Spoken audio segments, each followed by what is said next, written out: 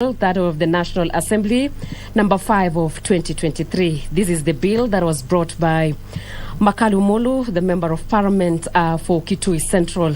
The bill is in its first reading. And the objective of the bill is to amend the Parliamentary Pensions Act, that of CAP 196. It proposes to raise the amount of pension due to former members of Parliament who served between maybe 1st July 1984 and 1st January 2001 to a minimum sum of Kenya shillings 100,000. This is in light of the fact that despite serving the nation as a member of Parliament and representing the people from the constituencies that they were elected in, some former members of Parliament are languishing in poverty, and there is need to take care of their welfare. The changes also are in line with the recommendations of Akiwumi Tribunal, which was appointed in January 2009 by the Parliamentary Service Commission to review the terms and conditions of service of the members and employees of Parliament. The tribunal had submitted its report in November 19, 2009, in which one of the recommendations was that the 500 former members of Parliament to be paid the equivalent of 100,000 each as living persons with effective 1st July 2010. That is, the Parliamentary Service Commission adopted the report in June 2010 and resolved that any of the said former members of Parliament earning a monthly pension of less than 100,000 shillings to be paid a monthly pension of 100,000 shillings. The clause 2 of the bill also provides the amendment to section 8 of the Act that provides that former members of Parliament who, having served in Parliament between 1st July and 1st January of 2001, should be entitled to pension and whose monthly pension amounts to not less than to 100,000 shillings. And this bill does not delegate legislative powers, and it does not limit rights and fundamental freedoms in the Bill of Rights. On the statements whether the bill concerns county government, this bill by Makali Mulu, the Member of Parliament for Kitui Central, which is in its first reading, does not concern county governments in terms of Article 110(1)(a) of the Constitution, as it does not affect the functions and powers of county governments under the 4th schedule to the Constitution. The statement on whether the bill is a money bill within the meaning of Article 114 of the Constitution. The enactment of the bill shall occasion an additional expenditure of public funds. It was dated 27 April 2023. As you can see, members of Parliament are streaming in to the second session of the morning sitting, today being Wednesday, 5th July, the first session of 9:30. Which is expected to begin at 9:30. The members of Parliament are for this commission also will be having a bill by Benjamin Gadhiru, the Member of Parliament. It's an amendment bill on its first reading. Also, there's a bill on the crops brought by Tandaza Sawa, the Member of Parliament, on its first reading. The Public Service Internship Bill, National Assembly, the Bill number 63 of 2022, brought by Honorable Naisula Lesuda, Member of Parliament for Samburu West. We also have the Penal Code Amendment Bill of the National Assembly, Bill number 56 of 2022, which is also in its second reading, brought by Honorable David Gikaria, the Member of Parliament. We also have a motion on the establishment of National Cancer Prevention and Control Fund by Timothy Torotich, the Member of Parliament for Marakwet West. And the Speaker of the National Assembly is making his way to the parliamentary chamber of the National Assembly, where he's expected to preside over today's session of Wednesday, July 5th at 9:30. The Deputy Speaker, Madam Gladys Boss, has now walked into the chamber where is expected to begin the session today, opening the Parliament, where members of Parliament are expected to carry out a number of bills and discussions, motions, and among the motions on policy and integrating a curriculum for environmental conservation in primary and secondary. And I hand over to the plenary. Almighty God, who in your wisdom and goodness have appointed the officers of leaders and parliaments for the welfare of society and the just government of the people, we beseech you to behold with your abundant favor us, your servants, whom you have been pleased to call to the performance of important trust in this republic. Let your blessings descend upon us here assembled, and grant that we treat and consider all matters that shall come under our deliberation in so just and faithful a manner as to promote your honor and glory, and to advance the peace, prosperity, and welfare of our country and of those whose interests you have committed to our charge. Amen.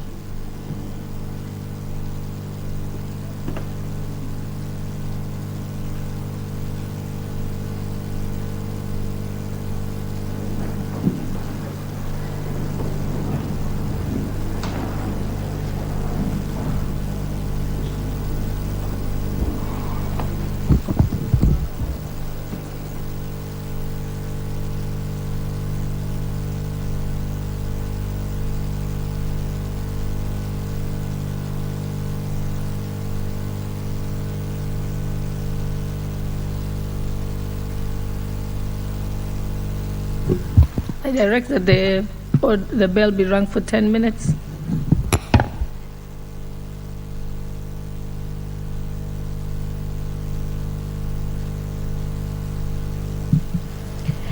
The bell for quorum has been rung for 10 minutes to allow members of parliament to make their ways to the plenary, where the Deputy Speaker, Gladys Boss, is chairing today's session, being Wednesday, July 5th, at 9:30, 2023, the second session, the morning sitting, where members of parliament are today expected to discuss a raft of bills and motions.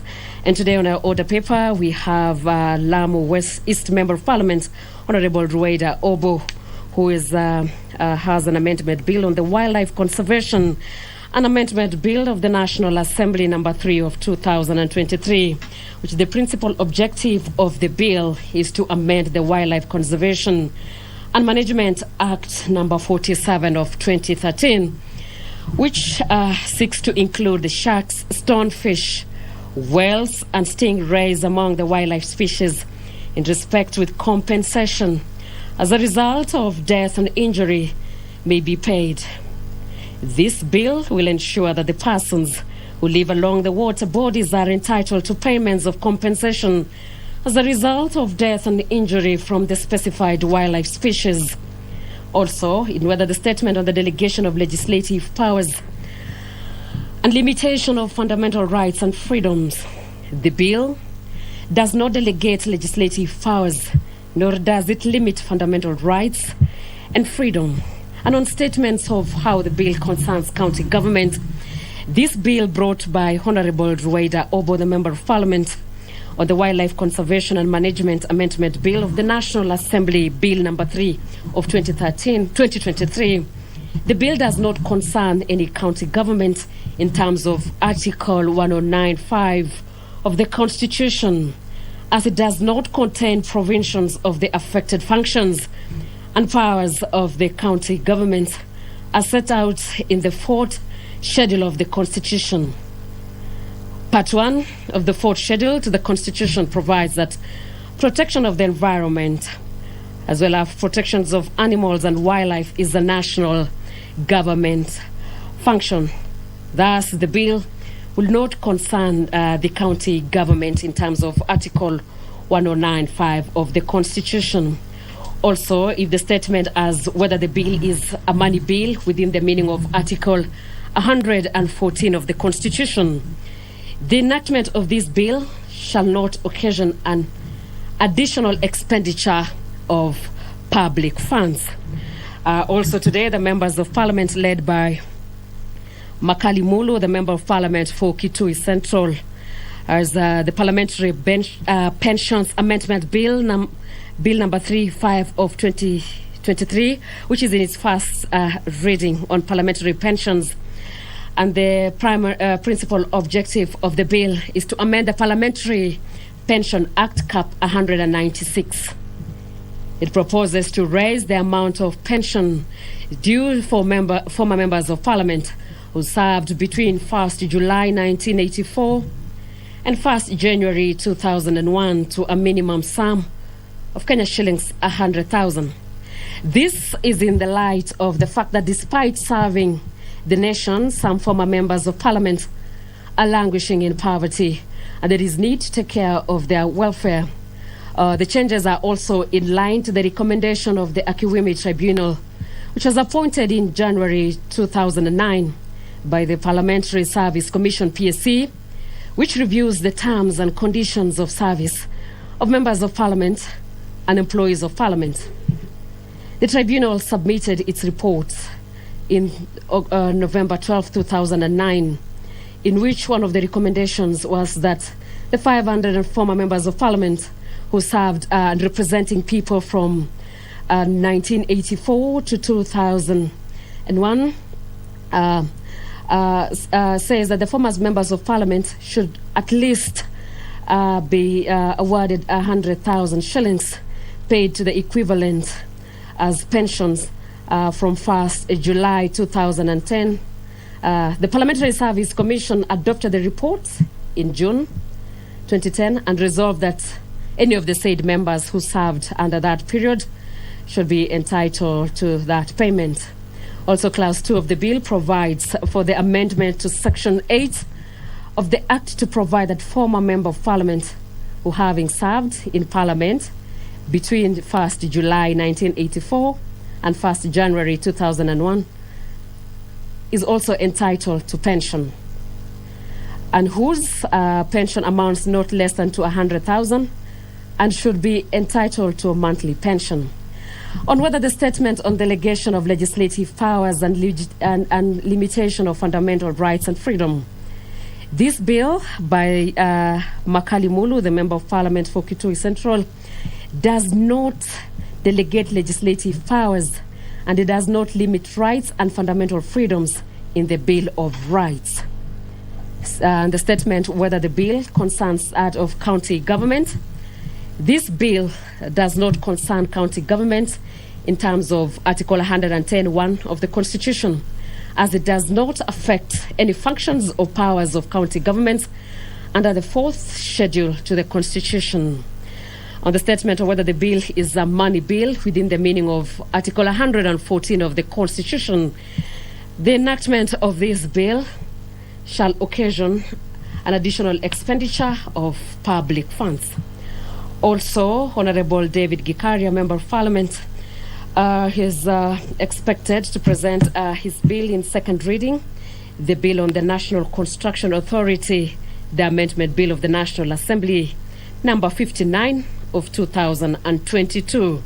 There's also the Public Service Internship Bill of the National Assembly, number 63 of 2022, by Honorable Naisula Lesuda, Member of Parliament for Samburu West. Also, the Public Service on the Values and Principles Amendment Bill of National Assembly, number 46 of 2022, brought by Honorable Abdul Dawood, Member of Parliament, which is in second reading, is expected also to be discussed this morning. In the motions, we have the development and implementation of a childcare program for children whose parents are in lawful custody. This is a bill by Honorable Brighton Yegon that says that where Article 53 of the Constitution provides children, including the right to free and compulsory public education. Further aware that in Section 22 of Persons Deprived of Liberty Act and the Children Care Policy provides for the care of child whose parents is deprived of liberty until the child attains the age of 4 years, recognizing that children above the age of 4 years still require parental support. Further, recognizing that majority of these children often suffer from emotional distress, social stigma, and economic hardship, cognizant of the fact that all children should be accorded a means of maintaining their relationship with their parents, noting that children have restricted economic resources available for their support, in which in turns negatively in their lives.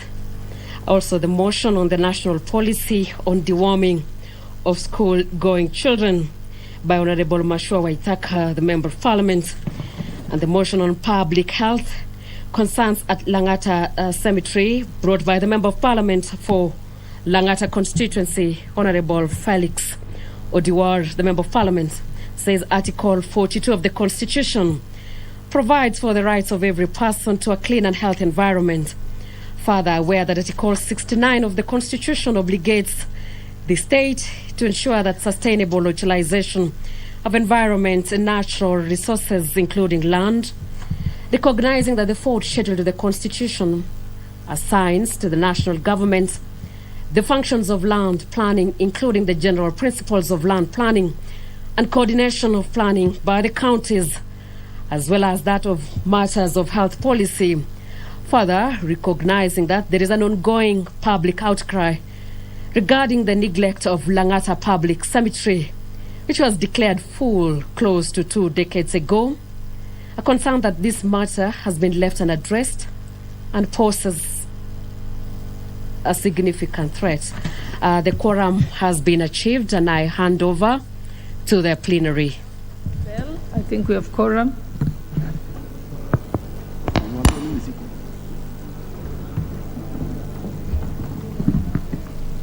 Order number 1, administration of oath. Order number 2, communication from the chair. Order number 3, messages. Order number 4, petitions. Order number 5, papers. Deputy Majority Leader. Honorable Speaker, I beg to lay the following papers on the table of the House today, Wednesday, 5th July 2023, in the morning sitting. 1. Annual report of the Commission of Administrative Justice for the financial year 2021-2022 from the Commission on Administrative Justice, Office of the Ombudsman. 2. Reports of the Auditor General and financial statements in respect of the following constituencies for the year ended 30th June 2022 and certificates therein. A. Suna East, Suna West, Kilifi South, Kilifi North, Kitutu Chache South, Baringo South, South Mugirango, Mwingi Central, Kinango, Kabondo Kasipul, Voi, Awendo, Wundanyi, Changamwe, Taveta, Bopasi, Likoni, Bonchari, Karachuonyo, Rabai, Malindi, Ganze, Lungalunga, Kaloleni, Uriri, and Mwatate. 3. Reports of the Auditor General and financial statements in respect of the following institutions for the year ended 30th June 2022 and certificates therein. A. Kisii University, Turkana University College, Kakrao Technical and Vocational College, Riragia Technical and Vocational College, Omuga Technical and Vocational College, Likoni Technical and Vocational College, Siruti Technical and Vocational College, Awendo, Mawego Technical Training Institute, Ahmed Shahame Muidani Technical Training Institute, Godoma Technical Training Institute, Siala Technical Training Institute, Coast Institute of Technology, Information and Communication Technology Authority, Kenya Ports Authority, and the Human Resource Management Professional Examination Board. I thank you, Honorable Speaker, and I beg to lay.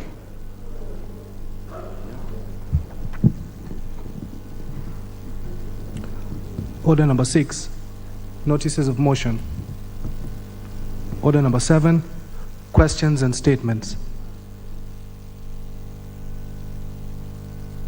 Honorable Member for Laisamis.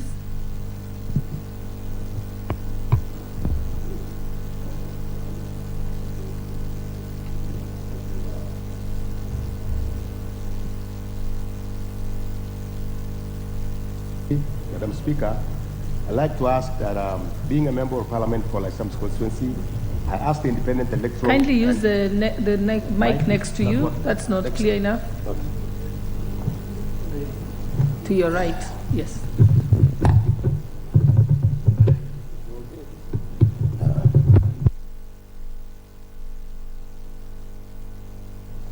Thank you. Madam Speaker, I'd like to ask question number 087-2023. I'd like to ask the question direct to Independent Electoral and Boundaries Commission. Could the Commission, 1, provide a report on the last review or exercise undertaken, if any, on constituency or county boundaries markings undertakings by the Commission in the country. 2, provide details of the size in square kilometers of Laisamis constituency and clarify whether the size has ever been varied over time. 3, provide details of the actual global positioning system, GPS, coordinates of the boundaries of the constituency in the north, south, east, and west, as well as those of each of constituencies bordering Laisamis constituency. I thank you, Madam Speaker. Okay, I've received a request from Honorable David Gikaria, Chair for Environment Committee, and I think requesting that a member for Kajiado North, Onesphorus Ngoyo, you give the question on his behalf. Thank you, Madam Speaker. On behalf of the member for Nakuru Town East, David Gikaria, to ask a question to the Independent Electoral and Boundaries Commission. Could the Commission, 1, state when it is intending to carry out the exercise of reviewing of constituencies and wards boundaries as stipulated in the Constitution? 2, elaborate on the criteria the Commission plans to employ so as to guarantee fair boundary review process. 3, provide details of the protected constituencies and how the Commission will ensure that the boundaries review process does not interfere with the same. Thank you, Madam Speaker. Honorable Member for Narok North, Honorable Agnes Pareño. Thank you, Madam Speaker, for giving me this opportunity and to ask this question. And my question is, could the Commission explain why Narok North constituency has not been gazetted as a hardship area despite satisfying the conditions to be disgraded as such? 2, enumerated efforts that have been given instituted to ensure teachers deployed in the constituency benefit from the hardship allowances. Thank you, Madam Speaker. Thank you. Member for Butula.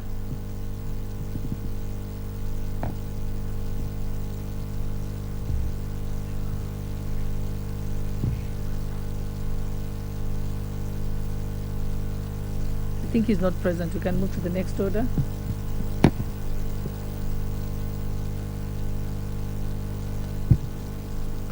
Order number 8, the Wildlife Conservation and Management Amendment Bill, National Assembly Bill number 3 of 2023.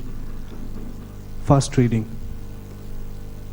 A bill for an act of Parliament to amend the Wildlife Conservation and Management Act 2013. Next order. Order number 9, the Parliamentary Pensions Amendment Bill, National Assembly Bill number 5 of 2023. First reading. A bill for an act of Parliament to amend the Parliamentary Pensions Act and for connected purposes. Next order. Order number 10, the Public Service Commission Amendment Bill, National Assembly Bill number 6 of 2023. First reading. A bill for an act of Parliament to amend the Public Service Commission Act. Next order.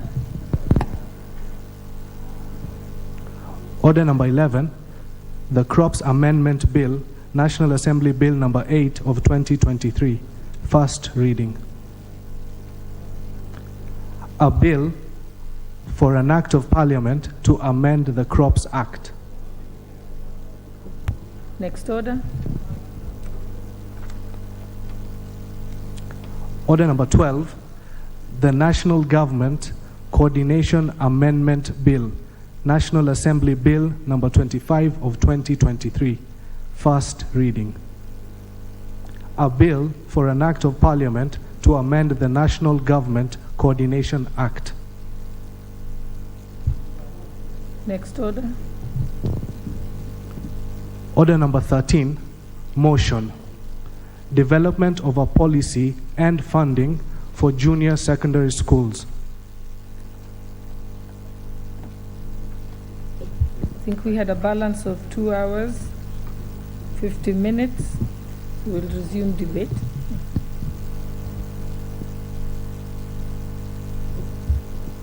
I'm informed that Honorable Shakil had a balance of 5 minutes. That is not here. I think we can proceed.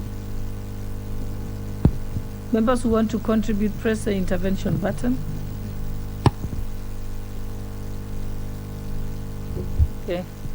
Member for Kadiani, Honorable Robert Ngui. Thank you, Madam Speaker, for this opportunity. Madam Speaker, I stand to support this motion by the Honorable Ruku because, Madam Speaker, this is really an important issue. Madam Speaker, education is critically important because even from our forefathers when we gained independence, one of the pillars that they were hell-bent on ensuring that they sought out was the issue of fighting ignorance, which is basically providing the population of this country with education.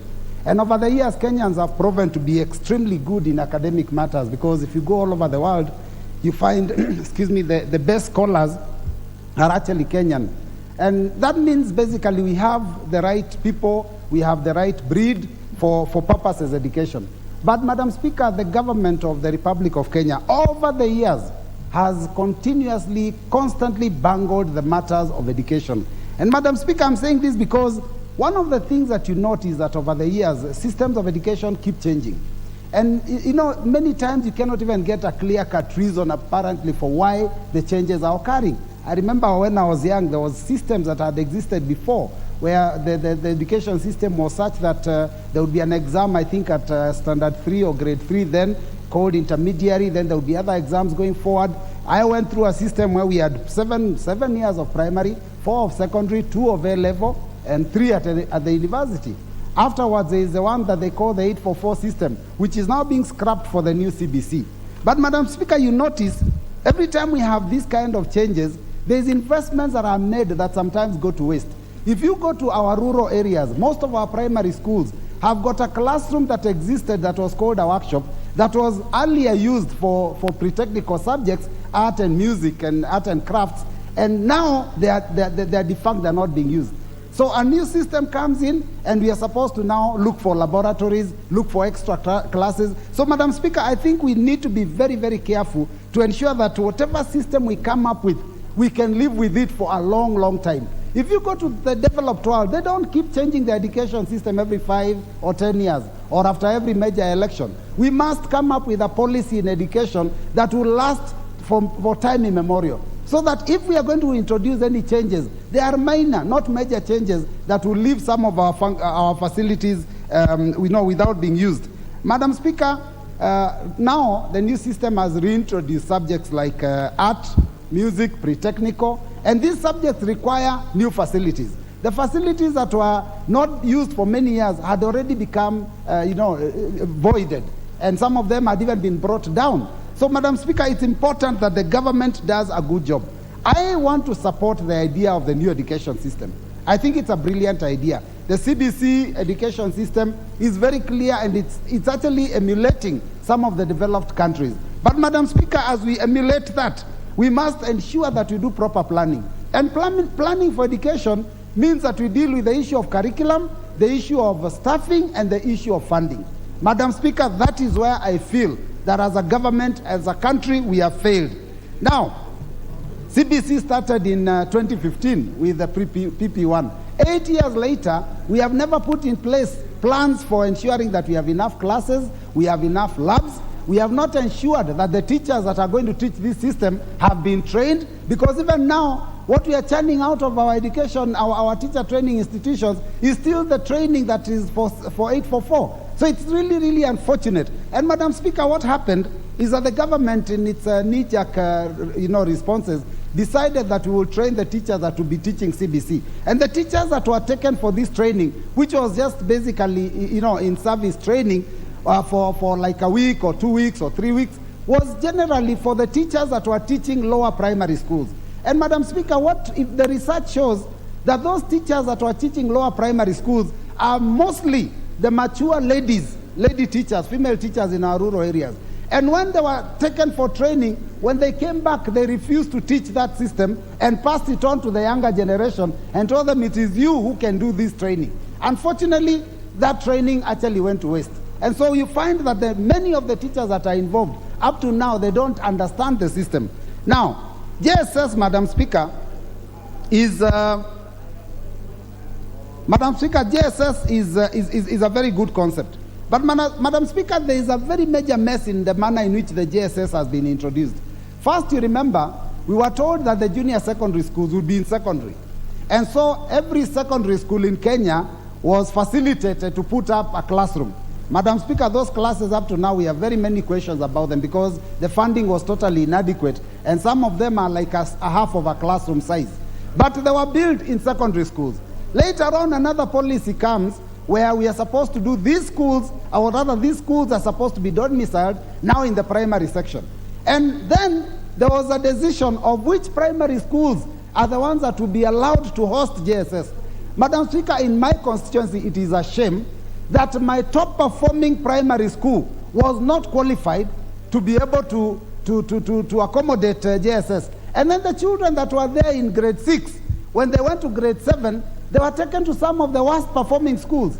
And that is really demoralizing to the parents. So, Madam Speaker, I believe that this motion it speaks to the heart of the problem that we are facing, and that, Madam Speaker, what we require as a government now is to ensure that the policy is put in place and the facilities are put in place so that every child can be able to continue learning from where they started in primary, finish grade 6, go to grade 7, 8, and 9 within their primary schools, and finish so that they can go to secondary schools. Madam Speaker, it is possible because already every primary school has up to grade 8. So all they require is one extra class, and that is in another year and a half. And after that, they require one lab. I am certain that even from the money that we get under CDF and with a little bit of support from the Ministry of Education, we can be able to make this dream come true. So I want to support, and I want to say that the honorable member thought through properly, and this is something that is worth emulating. That is why the people of Mbeere North have the right leader. Thank you, Madam Speaker.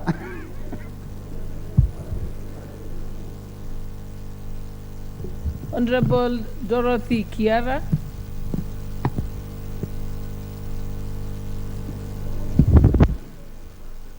Thank you, Madam Speaker. Madam Speaker, I rise to support this very important motion, and I want to thank the member for Mbeere, Honorable Roko, for bringing up this very, very important item for discussion in this House. Honorable Speaker, the Constitution recognizes education for all children as a basic right, and the government of Kenya is no exceptional, that it is mandated to provide free compulsory education to all students. Honorable Speaker, developing of a policy and funding for junior secondary school is a key component of this very important program that the government has embarked on, because competence-based curriculum is a curriculum that we want to say as a country it must succeed. Honorable Speaker, it is very disheartening for us to go around the schools as it stands today when we realize that these schools are poorly equipped. I am so glad, Honorable Speaker, because I know as at this point in time, the constituencies have gotten their constituency development fund, and I know key in the agenda is going back to the constituencies and continuing with building of classroom infrastructure in those schools. However, I want to acknowledge the fact that all these schools that we are going to build, some of them are in very deplorable condition, And Honorable Speaker, if these students who are transiting from primary school to junior secondary school have to have their esteem, we must ensure that the classrooms are up to the standard of a junior secondary school and the laboratories are properly and well equipped. Honorable Speaker, it is also important to note that the distances, some of the distances that these children are covering are quite huge distances, and therefore I want to implore upon the Ministry of Education to ensure that each and every school has a JSS class. Based on this, Honorable Speaker, the classrooms cannot go without teachers. Teachers also are a key component to this, and I want to sort of disagree with the member who is saying the teachers who are trained to take care of JSS are these old teachers who are picked from primary school class 1. Honorable Speaker, I want to disagree because every trained teacher is deployed, and the Teacher Service Commission is very sure that the teacher who is deployed in a certain school will be able to handle that particular class. A teacher might be old, Honorable Speaker, but the brain is not old. So the teachers, whether they are in whatever age, as long as they are posted to teach in those schools, they are competent and qualified enough to handle those classes. What we are calling for, Honorable Speaker, it is equal distribution of these teachers so that in some schools we don't have classes or students sitting in class without teachers of certain disciplines.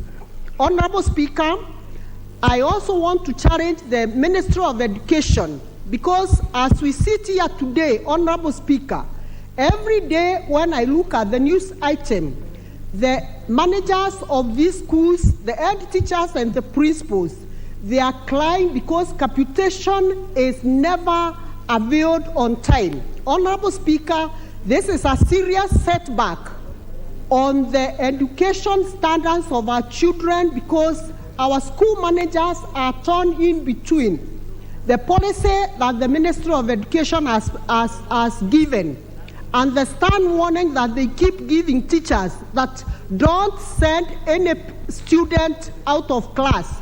Honorable Speaker, I want the Ministry of Education to stand up and be counted, because teachers cannot be given students without food, without anything, without books, and yet every day there are warnings that teachers should not send students out of school. Honorable Speaker, we are in a time where even the parents are going through a very difficult moment. We know this country is grappling with the issues of money, Honorable Speaker, and we don't want to see situations where students are sent back to their parents. Honorable Speaker, I want to support this very important motion, because the only way we can be able to handle the only way we can be able to add this government accountable is ensuring that we develop a policy and funding for this junior secondary school so that it succeeds.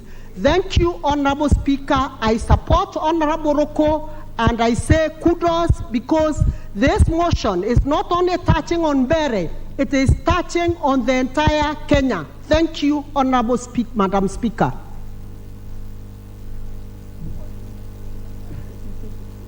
Honorable Member for Baringo North, Honorable Joseph Makilap. Thank you, Madam Speaker. I rise to support this motion on development of a policy and funding framework for our junior secondary schools.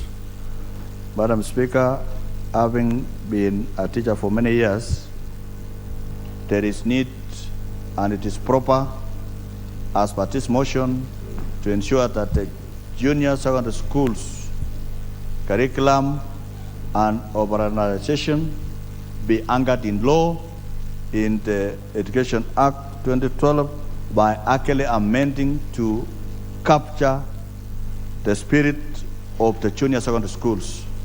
Madam Speaker, we have a curriculum for junior secondary schools that has not been properly developed. Because at the moment, Madam Speaker, in all our schools throughout the Republic of Kenya, there are one teacher against 14, 13 subjects. And what has been happening is a local arrangement between the primary school teachers who are in that school and that teacher that was employed to actually cover up the syllabus in hook and crook to ensure that learners are actually engaged. But in real sense, Madam Speaker, and having passed a budget that included funds to employ more teachers for JSS classrooms, it is therefore evident that there is need to concretize the junior secondary schools in all our primary schools throughout the Republic of Kenya. Madam Speaker, you will realize that from next year, primary will run all the way to class 6. So we have extra 2 classrooms per school, those who have been up to standard 8. It means there is need to increase an extra classroom in every primary school to ensure that once the students reach grade 9, they have a space in all our primary schools throughout the Republic of Kenya to capture the 3 classrooms for JSS. Because that will be the highest level of JSS is at grade 9. So we need them we need to increase the funding. Madam Speaker, the CDF that we have that are in our constituencies, it's not enough to actually fund all the primary schools at once. There is need to rationalize resources and direct more resources to increase an extra class in our primary schools. Madam Speaker, there was an attempt which was not properly done. And this is why I agree with Rugu that this is the earliest thing is to be done now. There was a plan, they built one classroom in every secondary school, which never materialized. It hung in the air. So there is need now, as this one graduate this year to JSS 2 or 8, there is need to plan ahead of time so that whenever they reach grade 9, there is a space for them. Madam Speaker, there is also need, and this country should listen, is that the report should finally be released, because it's not only about JSS. The presidential working part on reform of education should finally unveil their official report so that the children of Kenyans are not, and the teachers are not working on guesswork. Madam Speaker, what has been happening now is for those teachers who are P1, they are now being asked to go for a refresher course in teacher colleges to be able to actually teach CBC curriculum.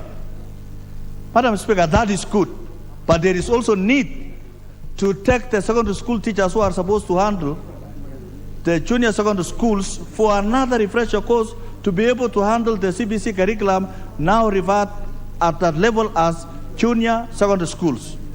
So that, remember, the teachers that are handling these students now were only trained in 2 subjects. As per the those who went for diploma and those who have gone degree, they were only trained in 2 subjects, and yet we have a curriculum that has about 14 subjects. Madam Speaker, I agree that now proper guideline of the development of the curriculum, the regulations, the guidelines, so that the children of Kenya do not operate on a trial and error learning process. These are our children, and we want them to have competence as envisaged by this law, by this new curriculum. The CBC is meant that when you graduate from junior secondary, there is what is called pathways. Those who will go for the STEM, the science and technology, engineering and maths, it's called STEM. And those who will pursue career in arts and sports. So at that pathways, the students that graduate at grade 9 must be knowledgeable enough to be able to choose which path they will be able to take to pursue their education.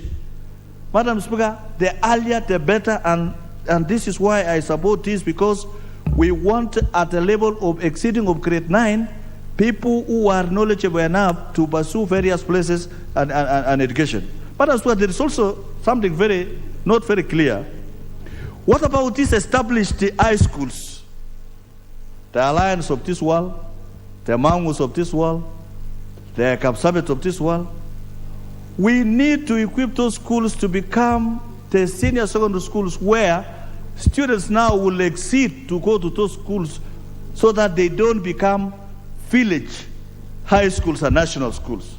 Because the consequence of that is every high school in that community will take their own, and that will not bring nationalism and cohesion. We need a curriculum that brings together the children of Kenya so that they will be able to study and pursue their education in such a manner that will bring unity and appreciate the diversity of the people of Kenya. Madam Speaker, the junior secondary schools now in our primary schools, we keep them a budget for capitation.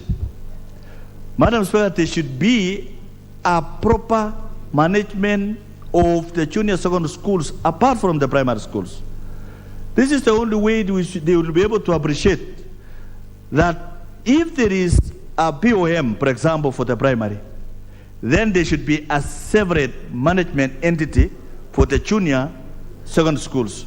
And one thing that is puzzling is, will these junior secondary schools operate under a different head teacher, or they will be under the same head teacher of a primary school? These are things that these guidelines must be able to sort out, so that we have a different management because they have a different curriculum, so that the BOM of primary deals with primary matters and the head teacher of primary will deal with the primary curriculum. And then we have a head teacher that will be responsible for the JSS, because after all, it moves from grade 7, 8, and 9. That's good enough. Those are good number of students to be handled and ran by a principal of their own and a board of their own, so that they will be able to pursue their learning. We also want to make this thing to be affordable to Kenyans. The CBC, the JSS curriculum must be affordable to parents of Kenya and must be accessible to the young. If you look at, I went to my local primary school called Torokwonin, I looked at grade 7. They are very young people. They are not able to track, travel for long distance to attend their JSS classrooms. Therefore, if we have agreed as a nation that it must be domiciled in primary, then every primary school in Kenya must be able to host JSS classrooms in their schools. Mr. Speaker, this motion should be seen to move from being a motion to a bill. Honorable Ruku, we must fast track this as we pass this motion, turn it to become a bill, so that we have an amend the Act of Education Act 2012 to now bring in the new order in our education system. With those many remarks, I support the implementation of this particular motion. Thank you, Mr. Speaker.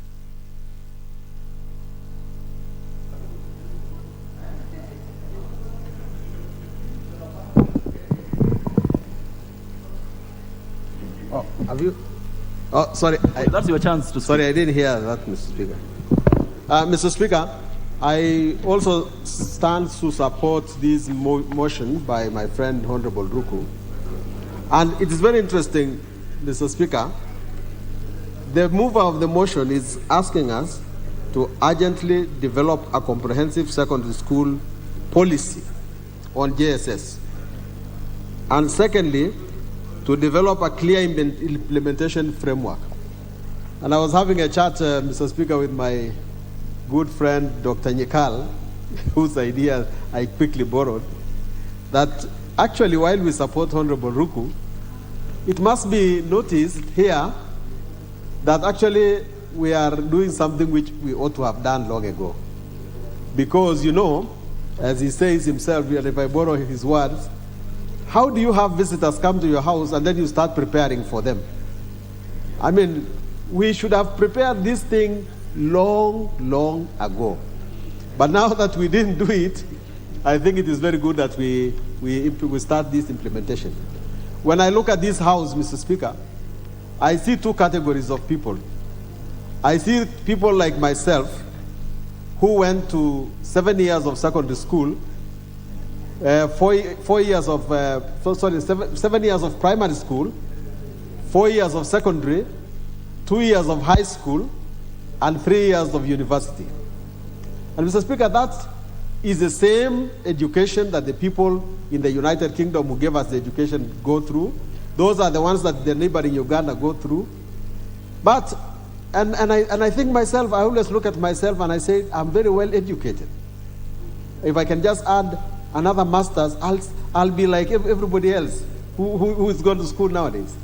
Then somewhere, the education changed, and I can see the second category here, the one that went through 844.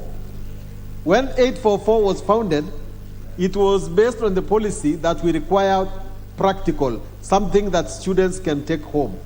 So workshops were built, and a lot of other things, adjustments were made. And so majority of the members of parliament here, I believe, went through 844.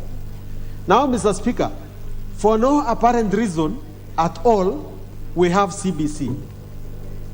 And I think myself, and I don't know whether this would be outrageous, but I think it is time we put our education policy, our education system in the Constitution, so that it does not change like the weather.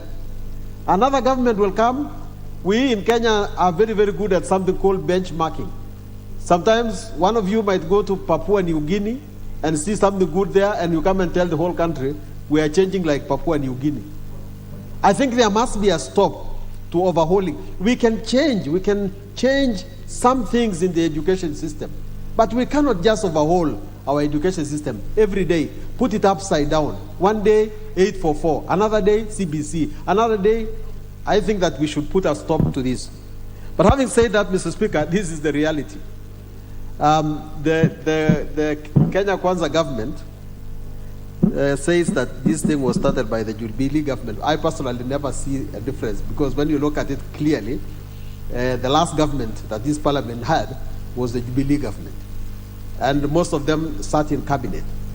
But whatever the case, they have inherited a system which we now must live with. And when I look at it myself, I say, we now have primary school ending in standard 6, I think, or they call grade 6. The current one that we are going through is still on, going through to 7 and 8. The policy should develop and say, after that, grade 9, what is going to happen in grade 9? So we have to prepare and look ahead so that we don't again get kids getting to grade 9 who have come from JSS and we don't know what is going to happen to them. Now here is a question of teachers. Now I had a gracious lady here say, no, it doesn't matter whether they are old teachers or not, but these people have told us that this is a new system of education. Who are the experts for delivering this system of education? I think we must get the teacher training to be then customer fitted, it should be good for purpose. We should therefore now train teachers for purposes of going to CBC, to train them. And we also need to adjust ourselves. And this is the question I think Honorable McLeod or somebody has asked. Are these people, are these children in secondary school or they are in high school? First, they are too young to be in secondary school. But we have called them secondary school students, and we have made them think like secondary school students. We have to create a certain adjustment so that as soon as possible, we shift these kids to secondary school, so that they don't be called junior secondary when in fact they are senior primary. There are many gaps in this education system that need to be addressed. I have not gone to textbook center of late, but which are the books that are now going to be used to teach these students? Have we prepared enough materials for training our students in JSS? We have a lot of issues that need to go into this policy. And I really want to congratulate my friend, Honorable Ruku, for thinking about it. Because unless we go through all these things, we do not have a good education system. And then lastly, I just want to say that the position of CDF is acknowledged in this matter. I know that the ministry sends capitation. Personally, I think the ministry must develop a way of monitoring how capitation works. Because the teachers are receiving capitation, but when you go to them, they say, Mheshimiwa, utusaidie kununua desk, tusaidie kununua hii. Who, where, what exactly is capitation being used for? The CDF money that has been sent to constituencies has done a lot in this 1 year. Does capitation also do development? Can we be able to have a good explanation of how it works? Mr. Speaker, sir, I beg to support.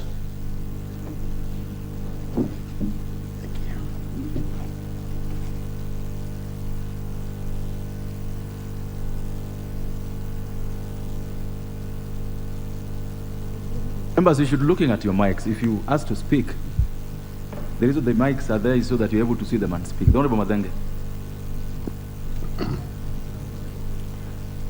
Thank you, Honorable Speaker. I stand to support the motion by Honorable Ruku on the policy on JSS. It is important, Honorable Speaker, that this country starts to take the education of our children much more seriously than is happening today. Honorable Speaker, what we find is that despite the CBC program having started literally 7 years ago, when it was time for junior secondary, we started learning around helter-skelter like a country that did not know that this date was coming. And even now, with the patchwork that allowed us to commence JSS in the primary schools, you find that we have again gone back and we are sitting on our laurels, not knowing what will happen by the time the next 2 years are over and it's time for our kids to join senior secondary.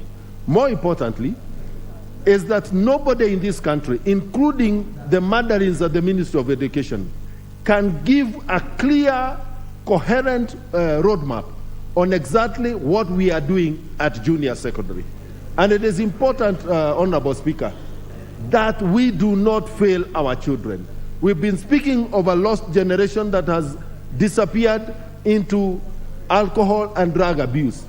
We are preparing at this pace another lost generation that is pursuing JSS unless we can put our acts together. Honorable Speaker, a lot of the JSS children, despite the hardships that are there, have not even been able to coherently and consistently attend school because the new JSS came with a new set of uniforms, new requirements for desks and chairs and books that parents had not been prepared for. And therefore it is important that this motion is taken very, very seriously by this House and the Ministry in terms of restoring order in our education system. Honorable Speaker, the current grading system at Form 4, Kenya Certificate of Secondary Education, is producing a wasted number of our young people in this country. Because when we analyze the KCSE performance, we find that barely 20% of our Form 4 students may attain the minimum university entrance grade. After that, another 28% attain the diploma college's admission grade. And therefore, we have about 15% of our school leavers at Form 4 competing for certificate and craft courses. And Honorable Speaker, the tragedy of this country is when we find that even a voluntary service like NYS requires our graduates to have a D plane at Form 4. What are we telling our young people in this country as legislators and leaders in terms of the plan we have for their future? And no wonder we have a crop of very many young girls and boys who are literally present in every shopping center in this country, saying they have nothing to do except indulge in cheap liquor and alcohol, that as a country and as a leadership, we have failed to curtail its production and distribution. We are poisoning our young people as we watch, as traders have taken our country hostage because they want to make money at any cost. The formulation of a coherent policy, clear and well understood by not only our students but also our parents, will give a clear roadmap for the desires of our young people. The sending home of our children in secondary schools has to stop as a policy in this country. The cost of uniforms varies from school to school. Why should there be a difference between the cost of uniform in secondary schools? The cost of the feeding program for lunch varies from school to school, even schools that are neighboring in the same town. If you go to Nyeri Town constituency, a school known as DEB and a school known as Temple Road Primary, both of them literally neighbors, have a different cost for lunch. And you find that the biggest burden today that parents of children in our schools are having is the cost of school feeding. And therefore, this policy must also begin to address the issues of the cost of feeding in our schools and also the cost of uniforms, as well as the cost of the construction of multipurpose halls, which have become a darling for all schools today, the funding of school buses, and therefore we need a clear government policy on the cost of some of these burdens that are being borne by our parents, largely jeopardizing the education and the future of our children. Honorable Speaker, SDG 4 requires us to ensure that our education is inclusive, equitable, and of the same quality. And therefore, the question that begs us as legislators is the quality of education offered at Kahumo High School in Nyeri Town constituency same as the quality of education offered at Kehuyo Secondary School in my rural village? It is clear in our minds that the answer is no. Then how can we be signatories to the SDGs and then as leaders we sit and allow this kind of disparities to continue? When we come to the management of teachers, in Nyeri Town constituency, which is largely a municipality, it was a municipality even before the new constitution came into place. I have teachers who are paid the enhanced house allowance for teachers working in municipalities, and another teachers in the same school, in neighboring schools, who are not being paid the enhanced house allowance. When you approach the management of teachers in the Teacher Service Commission, they want to pretend that they are not aware that these disparities are existing. And Honorable Speaker, it is time that some of these institutions that are managing the affairs, the important affairs of the country, like the Teachers Service Commission, should be invited in this House to answer questions from legislators. The question of the ministers coming in to answer for constitutional commissions and other bodies that are playing crucial roles in the affairs of our country should come to an end. For how long can we keep shielding these people while the problems keep piling? Honorable Speaker, what exam will the JSS... Honorable Madenge, you probably know that under the rules we changed, the independent commissions answer questions at the committee level. Like all the commissions, in this country is supposed to stake their questions to the relevant committees. Honorable Speaker, I am well guided. However, if all of us have an interest in when the Teacher Service Commission is appearing before the 15 members of the Education Committee, I am sure if this was opened for us as friends of the committee, the members here would overwhelm the membership of the committee. And that is a weakness sometimes in our system that we need to be alive to and get to address. Honorable Speaker, in ending, what exam will the junior secondary students sit at the end of their 3 years? And how is that exam going to impact their advancement into senior secondary? Honorable Speaker, I support this motion. And Honorable Oko, this could not have come at a better time. Thank you, Honorable Speaker. Thank you. Member for Sirisia. Thank you very much, Honorable Speaker, for giving me a chance also to contribute on this important motion. Honorable Speaker, education is the key of everything all over the world. And Honorable Speaker, I want to thank the member who has brought this very important motion for discussion. I rise to support this motion, Honorable Speaker. Honorable Speaker, when I speak about CPC,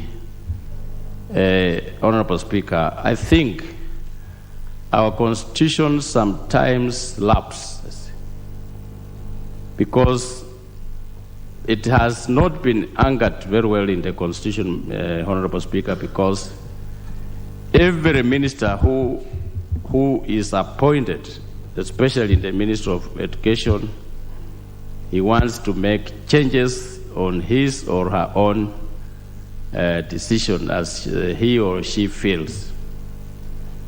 Right when you check from 844, even from during Moi's time, Honorable Speaker, there have been many changes on this curriculum every time.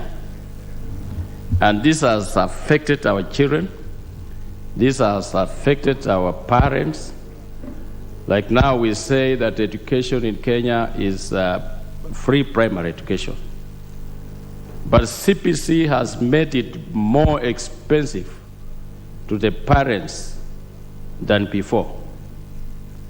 So you can say that there's no free primary education in Kenya, Honorable Speaker, just because the Principal Secretary visited another country and copied from there, and he made sure that it works in Kenya. It is working either, but it's not working very well, Honorable Speaker. And that is why members, every member has his or her own thinking negatively about the CPC. There are no teachers, like where we come from, in the rural constituencies where we come from. There are no teachers. If indeed they wanted a change, good change in the curriculum, Honorable Speaker, we cannot come up with the junior secondary school and again it remain domicile in the primary school and with only one teacher, either with the 80 students. That means that the ministry was not ready, the DSC was not ready to post the teachers to teach that the new class that has been promoted from primary, and then it remains again there with no teachers. So the government must do something. One, to remove school fees, paying a lot of money, and again the practicals which they do, Honorable Speaker, They send children to bring chicken to school, to slaughter for practicals. If it is a class has 100 children, it means they are taking 100 chicken to school, Honorable Speaker, for slaughter, to make teachers feel fat, enjoy eating chicken from parents. Honorable Speaker, I want the members to dig in properly about this CPC to see actually if it is helping us as a country, in the education sector or not. Thank you, Honorable Speaker. I support. The Honorable Waluke just decided that the open of order was not necessary. So, members, I wish to recognize the presence of pupils from Eno Matasiani Primary School of Kajiado North in Kajiado County, and pupils from Vidhu Ramji Secondary School from Kiharu in Murang'a County. We welcome them to the National Assembly to follow our proceedings today. This chance now goes to Honorable Kaguchia of Mukurweini. Not in the House. It goes then to Honorable Majimbo Kalasinga of Kabuchai. Huh? Honorable Kaguchia, is he around? Honorable Kaguchia, you can't be doing that. Just give him the mic. Thank you, Honorable Speaker. I want to appreciate, and I promise that I will take the shortest time possible. Honorable Speaker, I stand to support the motion by Honorable Ruku on the funding of, or development of a policy on funding of JSS in this Republic of Kenya. Honorable Speaker, I have, first of all, looked at a very quick glance of how JSS has been conducted in Mukurweini constituency. And I've seen that out of 66 schools, public schools that exist in Mukurweini constituency, I've seen that we have about 18 schools that are not being funded as JSS. And of course that makes me worried, because I understand that whenever a school has a JSS program, it receives an excess of the normal capitation that are going to schools with a substantial amount of money. And that in essence means that all the schools that are not having JSS in the primary schools that we had before are no longer receiving that capitation. For example, picked out like a school like Wanjide Primary, Matuto Primary, Mukoi Primary, Washe Primary, Kirongi Primary, Gashirero Primary, Ningaine, Kiawaita, Matiraine, Mutawade, Wangera, Ngora, Mwati, Itito, Gakera, Wahari, Wanguro, and Gakima primary schools are not having JSS. And Honorable Speaker, that is why I strongly stand to support the motion that we come up with a better arrangement on how we are going to fund these JSS schools or the primary schools that we had, so that our students can stop traveling long distances to access very basic education in other areas. I, for example, had parents from schools like Wanjide who have come to my office and really complaining because their students are walking a long distance to access education. Honorable Speaker, I appreciate that a bit of staffing is being done. I've looked at the newspapers today, and I've seen that TSC has advertised for about 20,000 positions of teachers in JSS primary schools. And I've seen the advert, and I really want to encourage our people to apply for those applications, for those job opportunities. But, Honorable Speaker, this being the case, we still have a challenge because the 20,000 is adding to what we had before, and I'm not very sure that this is going to be, completing the cycle of staffing in all our schools. You realize that most of the JSS primary schools, we are having the teachers taking on subjects that they not train in college. You, for example, have someone taking chemistry or biology, yet they had trained in literature or English.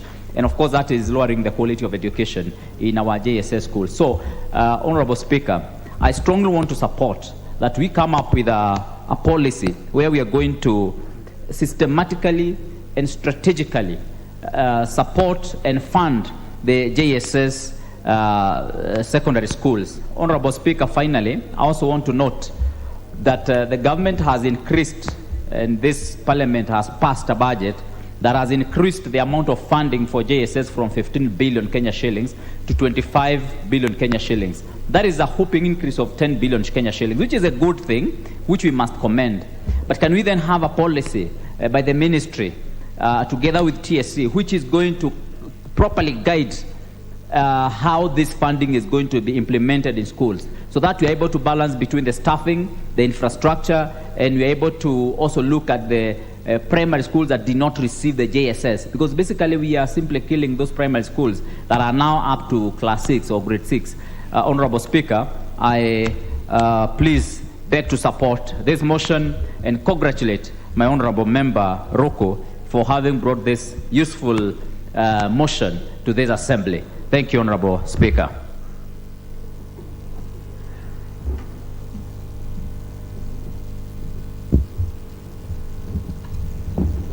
I presume it is me.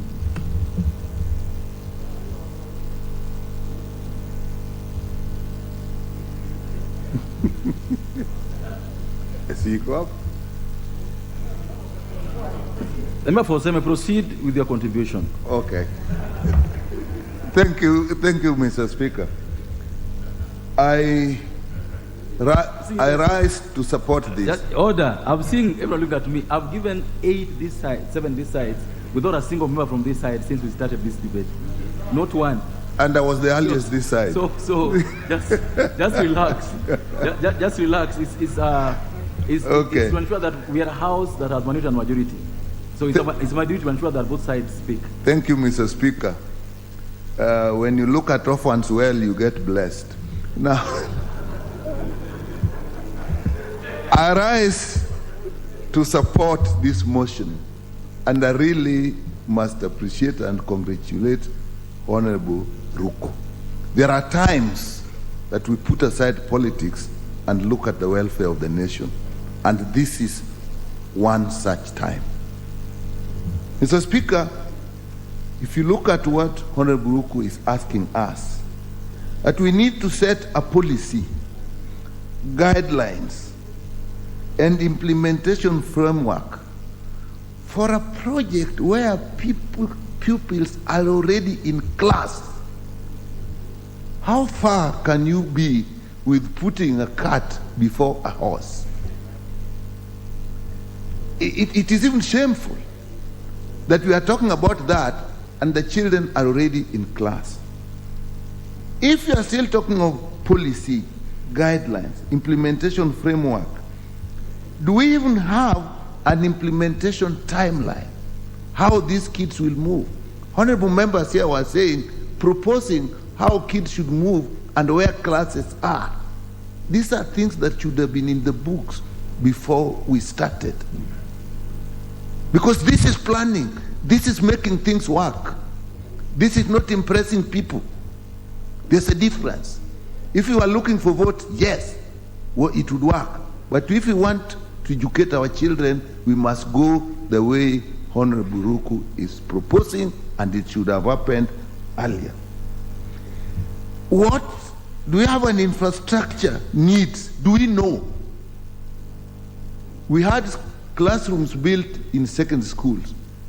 The kids are now in primary schools. I know there's transition, but even that I'll raise issues about.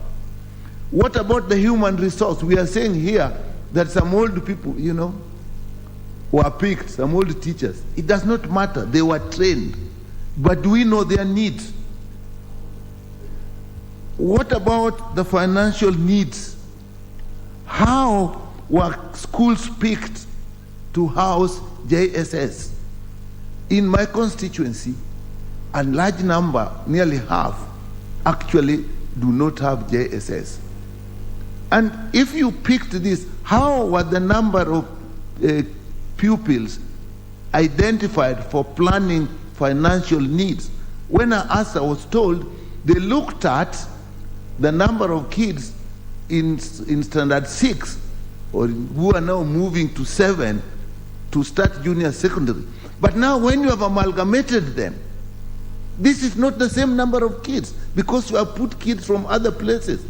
How was that one? How, I really ask my colleagues, how can that happen? You mean nobody sat down to do simple arithmetic? Because that should have been done.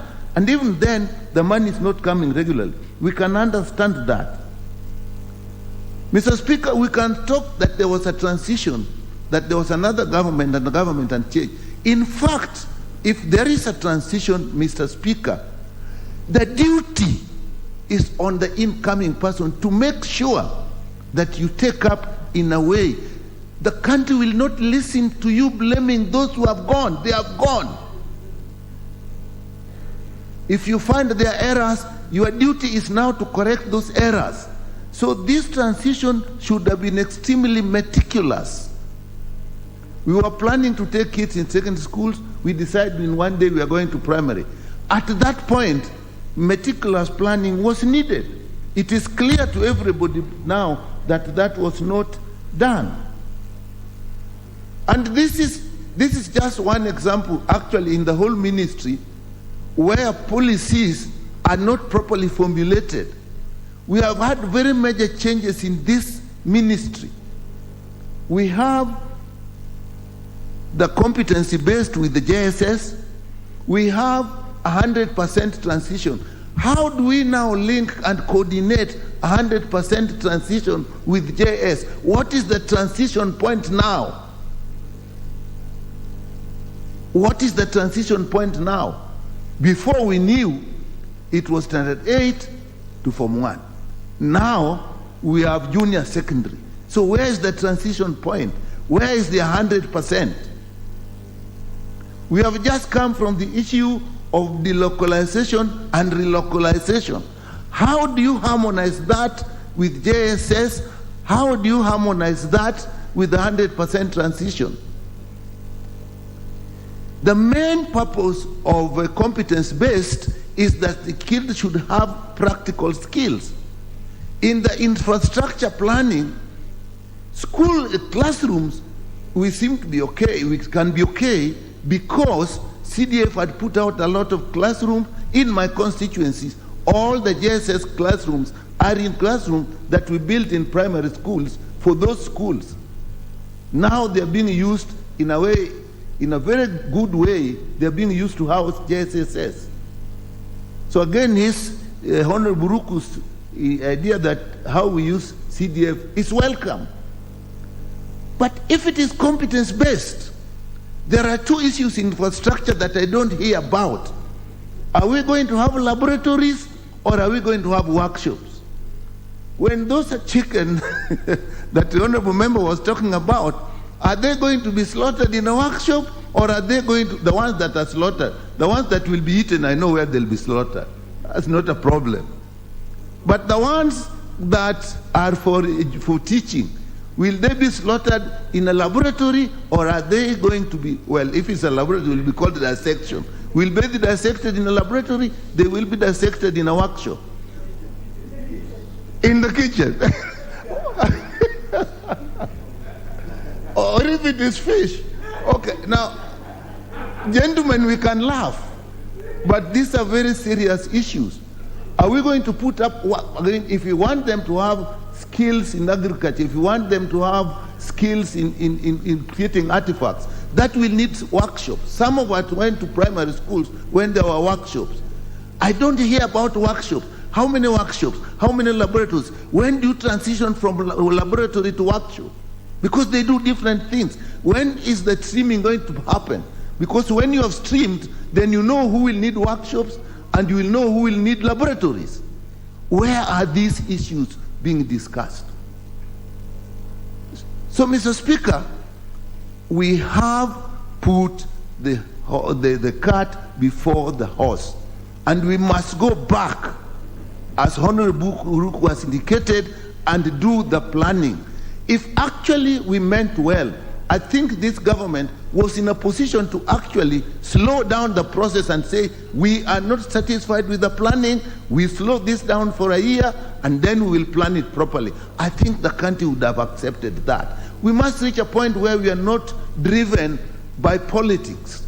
I know 2027 is coming, but let me tell you, it is the good work that will take us there, not the impression that we create. Impressions will fizzle out. The real work will come. So let's go back and do this, even if you are doing it late. It is better late than never. Let's go and look at our kids. Mr. Speaker, I support this. And we are saying urges. I think we need to remove that word urges. We should resolve.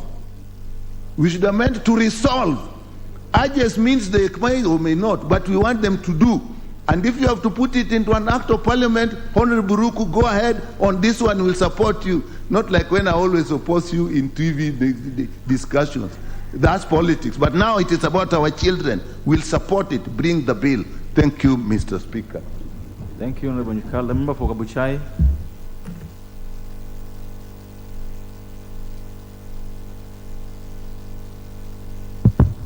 Thank you very much, Honorable Speaker. Honorable Speaker, I think Honorable Ruku, Member of Parliament from Mbeere North, has done a very good job. We have a lot of issues that this bill will address, Mr. Speaker. We want it to address several issues. And Mr. Speaker, if we have to go even back and see, if we have to address the confusion that was placed last year, Mr. Speaker, when even CBC classes were built in secondary schools. Not only that, Mr. Speaker, even the contractors who did this job, up to date as I speak, Mr. Speaker, have not been paid. The contractors, Mr. Speaker, are being auctioned. They did a job for government, they were never paid, and I don't know when they will pay this, Mr. Speaker. Mr. Speaker, if you look at this one, public primary schools, Mr. Speaker, cannot afford the expense aspect of these JSS. Mr. Speaker, yesterday, I was speaking to my daughter, who said that in their school they require 8,000 for home science. To me as a member of parliament, is no problem, Mr. Speaker. But what of that child of a border in Nakitumba primary school, where he cannot manage that amount? Mr. Speaker, as Honorable Nyikala said, I want now to agree in totality that this program was started before the policy. I wish Honorable Ruku was there before CBC was put in place. Thank you very much, Honorable Ruku, for thinking ahead, though late, but with this policy, we can change things for the betterment of our nation. This is the time where we are bringing heads together. Last week, Mr. Speaker, I was at home. We were having secondary school games and sports. Mr. Speaker, there is a confusion. Junior secondary schools, students cannot play in secondary school games. Neither can they compete in primary schools. Mr. Speaker, they are standing between. If they play in secondary school games, the junior ones mock them. You are supposed to be in second. We must place the right things first. I was wondering, Mr. Speaker, but now that it has come here for address, let us give this thing first priority. As I support this, Mr. Speaker, let us give it the first priority. Also, let's look at some schools that cannot manage. If this JSS was expensive enough and government had not planned for it, it would have waited. It would have looked first for money. So, Speaker, if you come and see some of the facilities, we have very good private schools, Mr. Speaker. Private schools have the best laboratories, They have good libraries. And Mr. Speaker, they are getting a due advantage ahead of the public schools. What are we going to do? Mr. Speaker, if you tell us that they will be sitting for exams during grade 9, what are we putting in place so that these exams reflect a transition that is proper from now junior secondary to senior secondary? If I were asked before, Mr. Speaker, I wouldn't have named the junior secondary. I would have named the senior primary. Because when it is senior primary, Mr. Speaker, the teachers in primary schools will be comfortable to teach. You know very well, Mr. Speaker, that teachers are given guidelines. The policy does not allow a primary school teacher to teach in a secondary school. But as I talk today in Sikusi Primary School and Namilama, Mr. Speaker, teachers handling junior secondary schools are only 2 or 1, handling 18 subjects, Mr. Speaker. What did we do? Honorable Ruku has brought well this so that we discuss properly. We iron out things that we don't have and do it in good faith and put these things ahead so that should we move out of this thing, move out together and do it things properly, Mr. Speaker. Mr. Speaker, as I speak here, when I was looking for votes in Kabuchai constituency, we were saying that the moment we take over this office, we shall remove CBC because it was expensive. Parents were not managing. But now even with the more expensive life, Mr. Speaker, we need the government to totally take over the expense aspect so that parents cannot be missed, some students cannot miss classes because of this, Mr. Speaker. So Speaker, all along, I've moved around here, and how I wish that the people of Mbere who elected Honorable Ruku repeat again and elect him again, Mr. Speaker. Thank you as I support this for the correct of this nation, Mr. Speaker. Thank you very much, Mr. Speaker.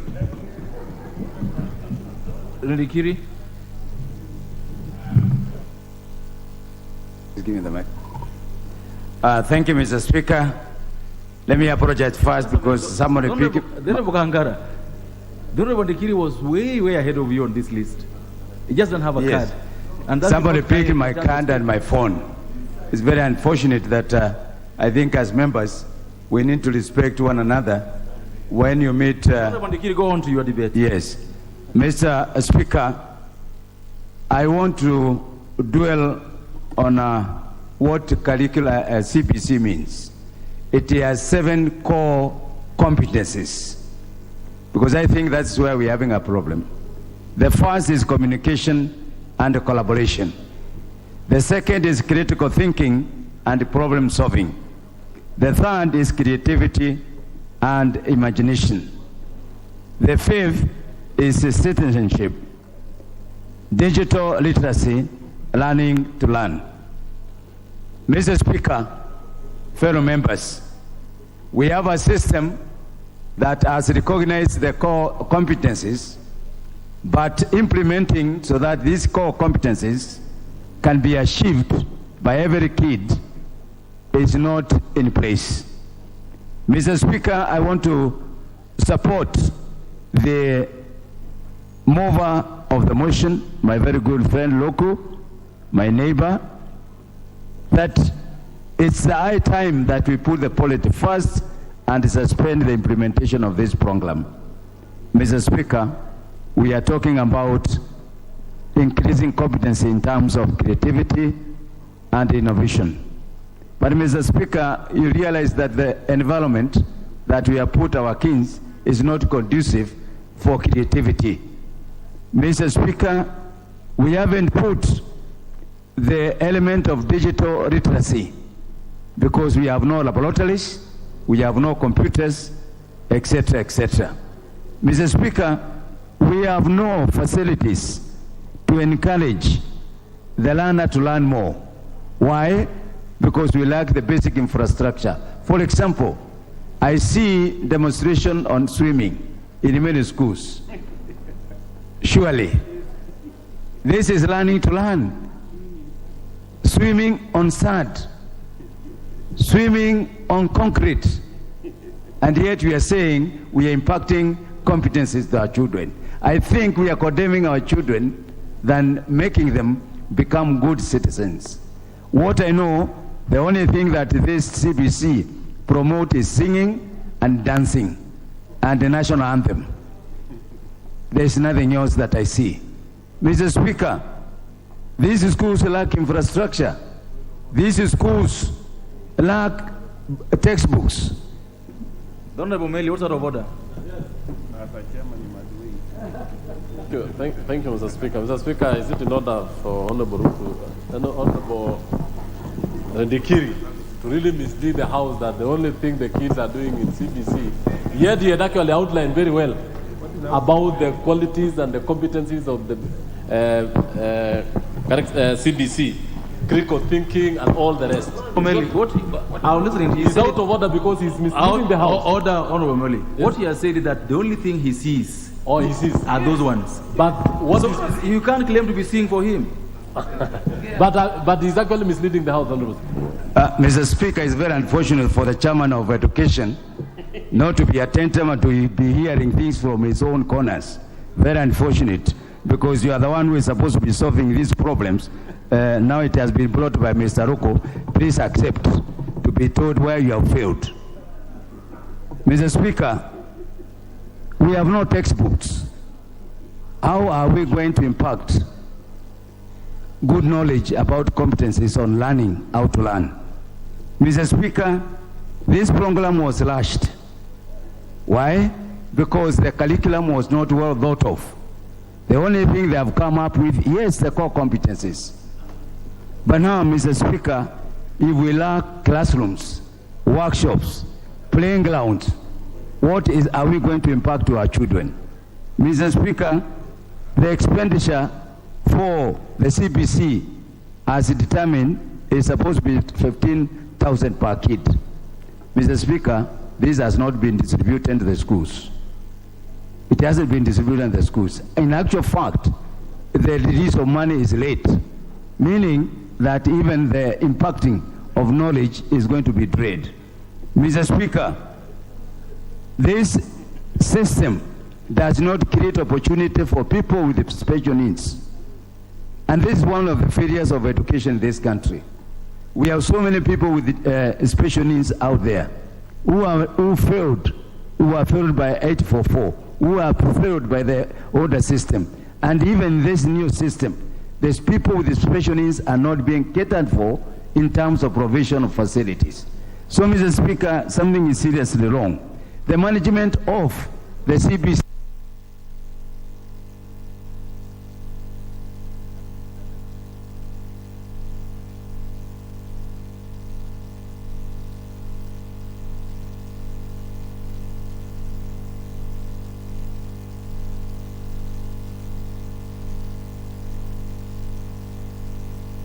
parents. Many of them are very poor. We are telling them to provide equipment that the government is supposed to be providing. In actual fact, at the end of the day, you are going to find that parents are the ones that are going to be providing more than the government. 15,000 shillings per kid is not enough. It's not adequate. So you find the burden is going to be borne by the poor parents. Mr. Speaker, I find this system not working. It is not going to work. It's going to benefit a few who are going through the private institutions. Otherwise, we are going to continue creating disparities. Mr. Speaker, let's take for example, my constituency has 87 primary schools. Out of those 87, 17 have been condemned that they cannot host junior secondary. Why? Because they are told they are less than 35.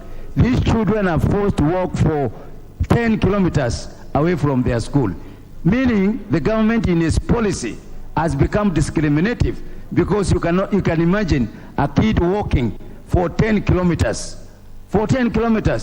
just because the school does not have that 5 pupils in the school. So, Mr. Speaker, I support the activity. I support the motion that has been brought up by Mr. Luku, and say this: It is time. Education is the only thing that is going to bring everybody together, equality. But with this system, I doubt whether it is going to do. I thank you, Mr. Speaker. Thank you. The member for Kitui South.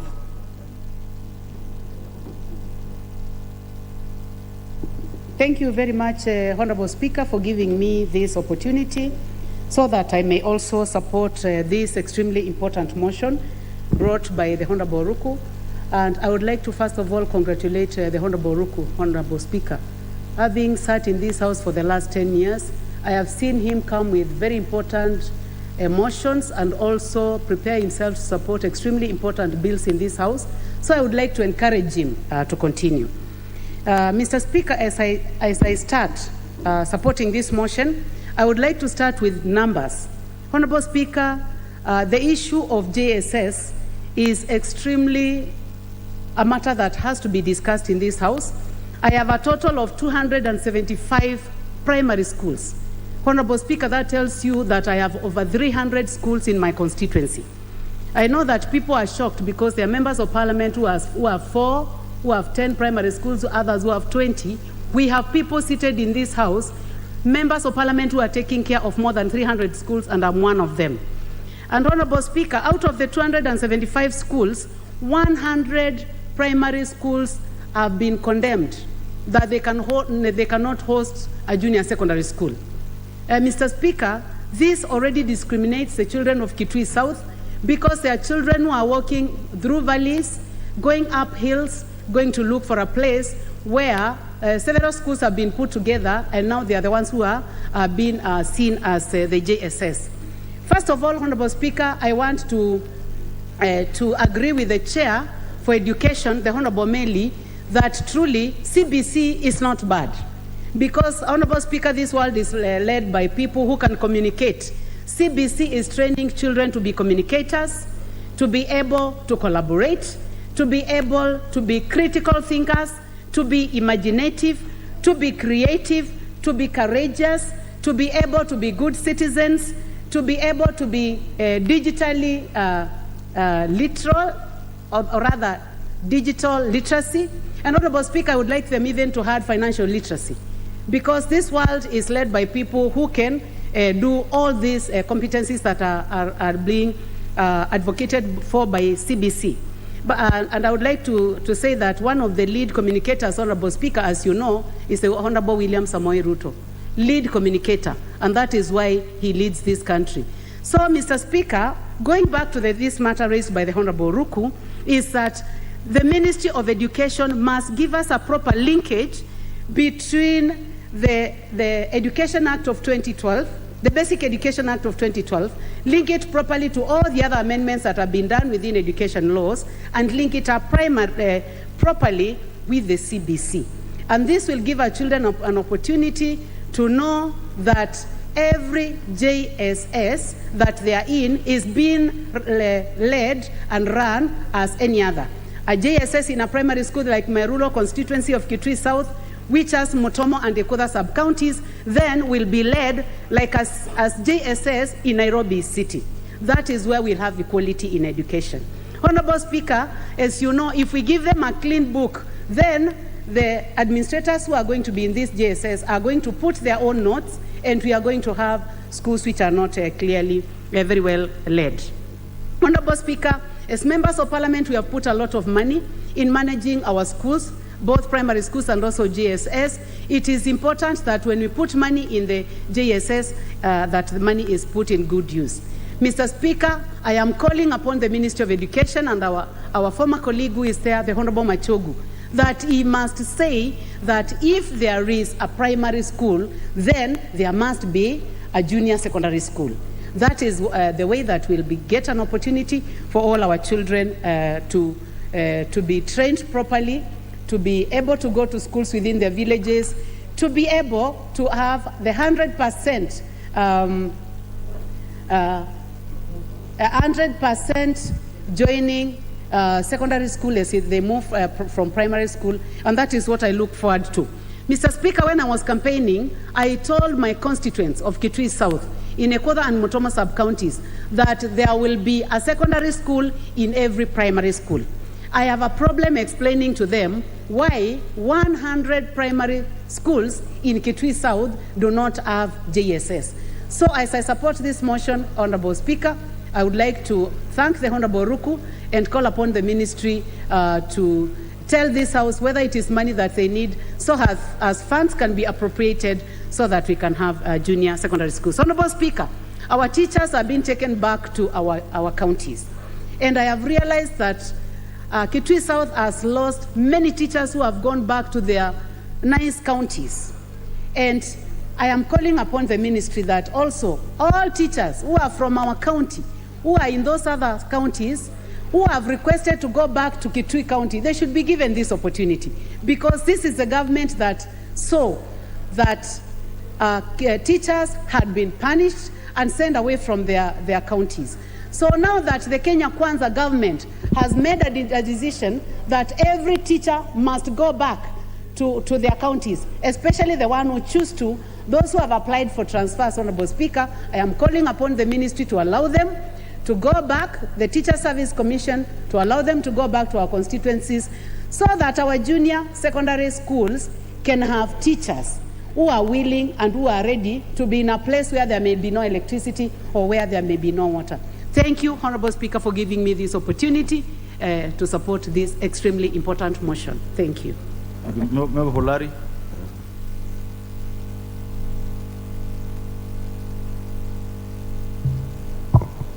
Thank you, Mr. Speaker, for giving me an opportunity to also adapt my voice to this very important motion.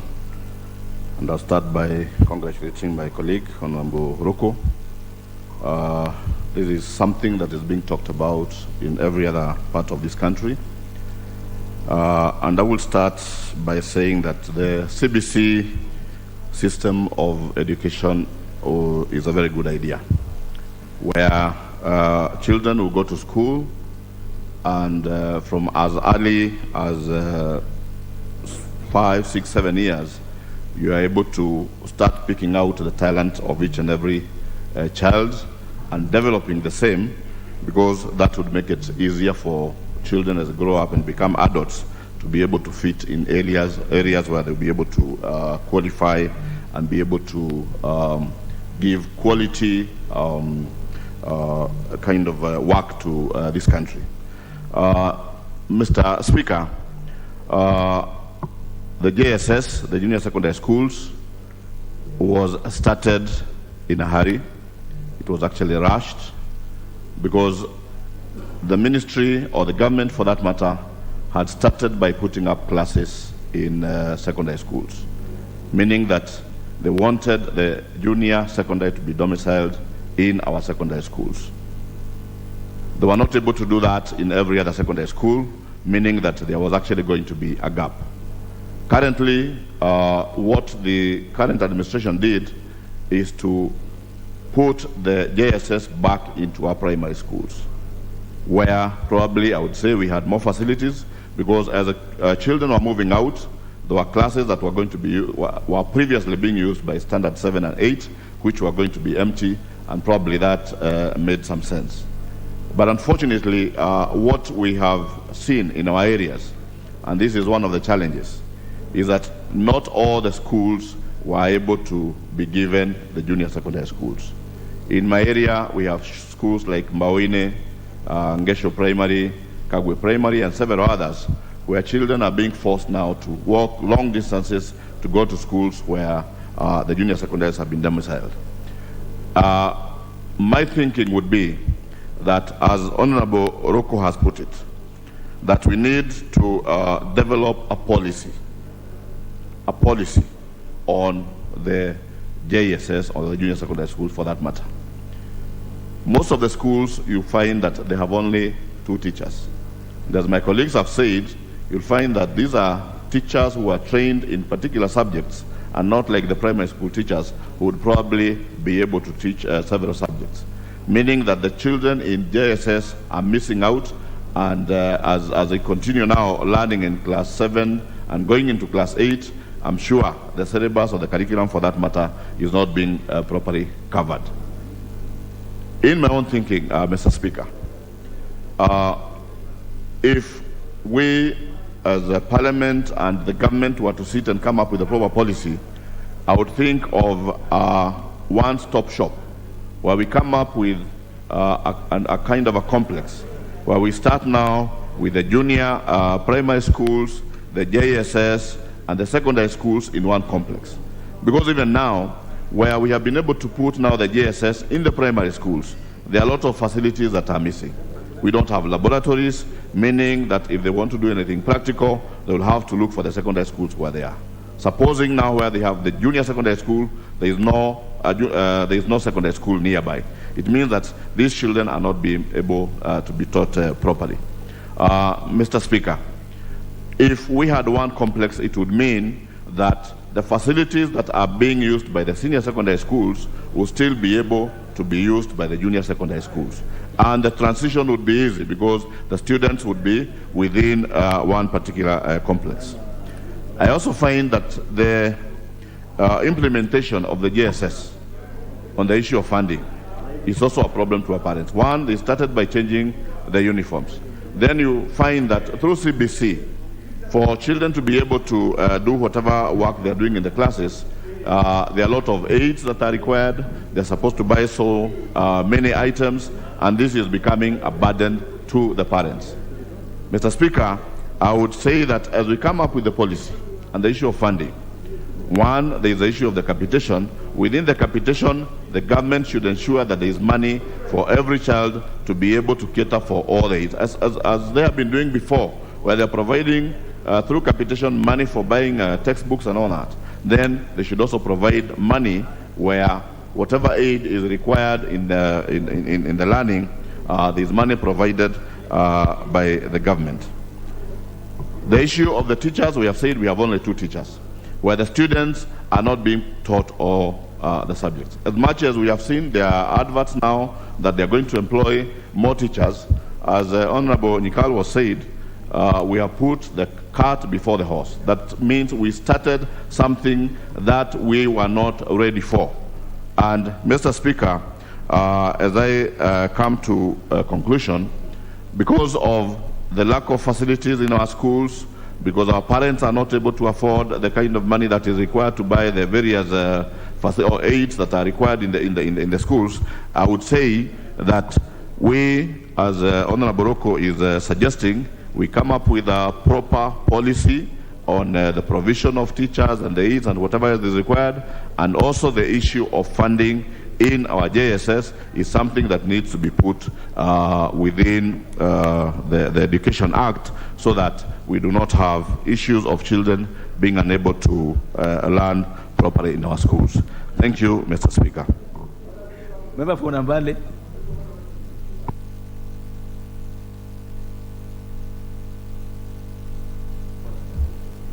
Yes, Honorable Mutunga. Thank you, Honorable Speaker. Honorable Speaker, this is a motion that everyone has an interest in. And I believe everyone would like to express themselves and to be seen to express themselves by their constituents. Honorable Speaker, if we let everyone speak for 10 minutes, we will not go half of this House. And since we regulate our own timings, I would like to propose that we regulate our timing to 3 minutes, not 5. 3 minutes. Thank you, Honorable so that Mutunga. people can just give us the impact points on our speaker. Yes. Thank you. Honorable Mutunga, I would have wished so too. In fact, 2 members have brought me about it here. And Honorable Mutunga, who has been in Parliament now second time, should know the rules. Yeah. That even me, I would wish that members, and we've done this sometimes before, members, that where there's a motion that has so much interest, and you didn't move a motion to reduce time at the beginning, it is upon you, if you wish, to speak for 3-4 minutes. So I would wish going forward, as I leave, that members speaking should speak for 3-4 minutes to enable other members to speak. Otherwise, we failed at the beginning to regulate time, so you cannot stop a member from speaking for 10 minutes. That's how it works. So in future, I think it's good for us to know that it's a motion, and even the move of the motion, you can always advise that this will have so much interest, then you can regulate time. I'm already taking so much of your time. Honorable Member for Nampale, go ahead.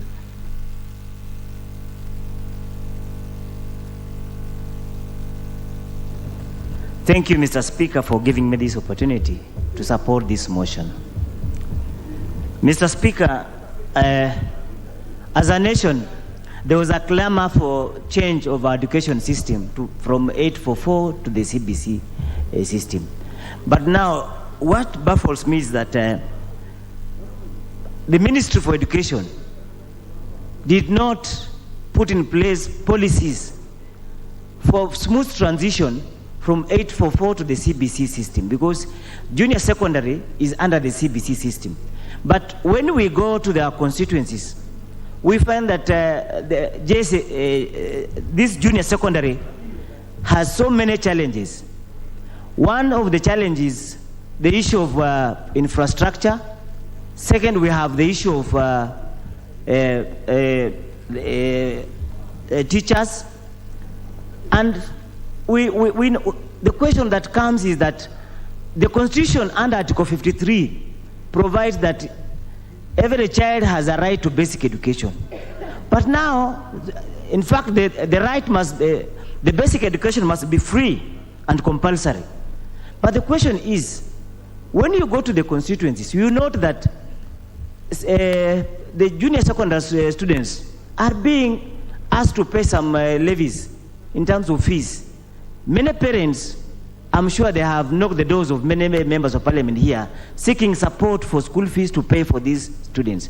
So the question that we ask ourselves is this junior secondary education free as envisaged under Article 53 of our Constitution?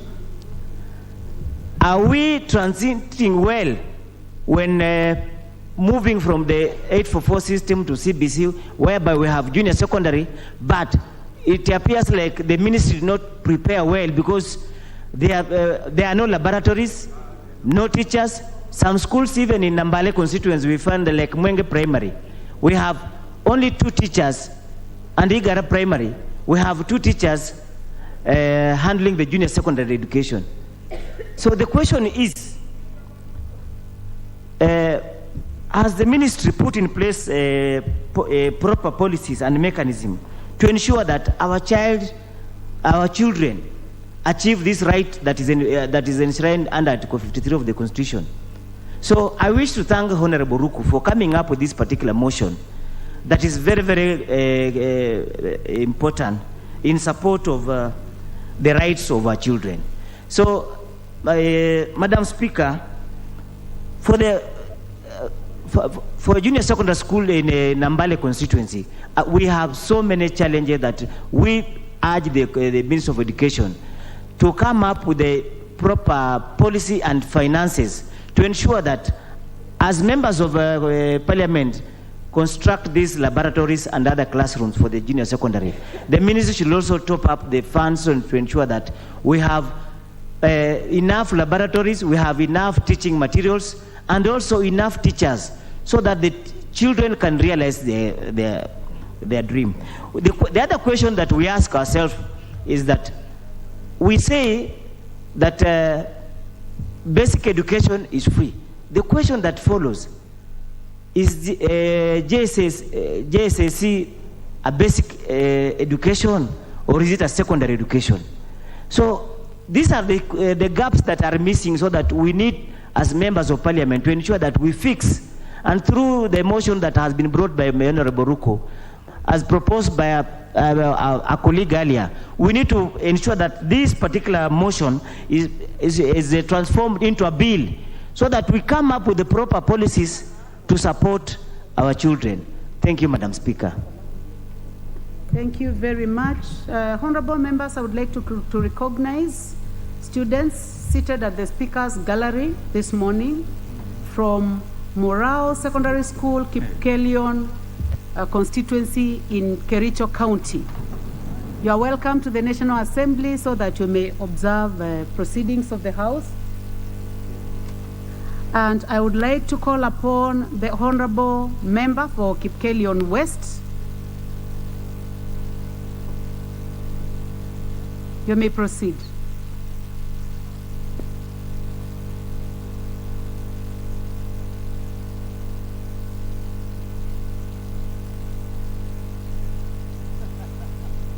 Please give the member for Kipkelion West the mic. Thank you, Madam Speaker.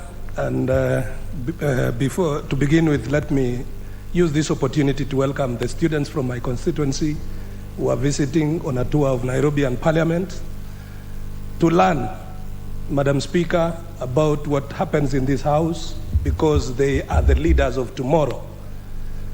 And Mr. Speaker, the subject matter of today is about the CBC. And Madam Speaker, I wish to support motion by the Honorable Member from Mbeere North, Honorable Ruku, that, Madam Speaker, these junior secondary schools were a good idea. Madam Speaker, the intention of the people who formulated this competency-based curriculum was to allow learners to train in their areas of expertise. Madam Speaker, we went to a school in the 844 system where you do CRE even if you are good at sciences, and you are forced to do every other subject, even which you don't seem to pick, Madam Speaker. And therefore, this competency-based curriculum is a modern curriculum to prepare this country for the future in the Vision 2030 and to achieve progress into a modern and changing world. And Madam Speaker, I want to begin by supporting what all members have spoken before have said. This thing was rushed. A lot of things that should have gone into the preparation did not go as was needed, Madam Speaker. And therefore, I want to urge that, first of all, these junior secondary schools must be, the government and the Ministry of Education must make them fully free. We don't want parents to be charged for junior secondary schools.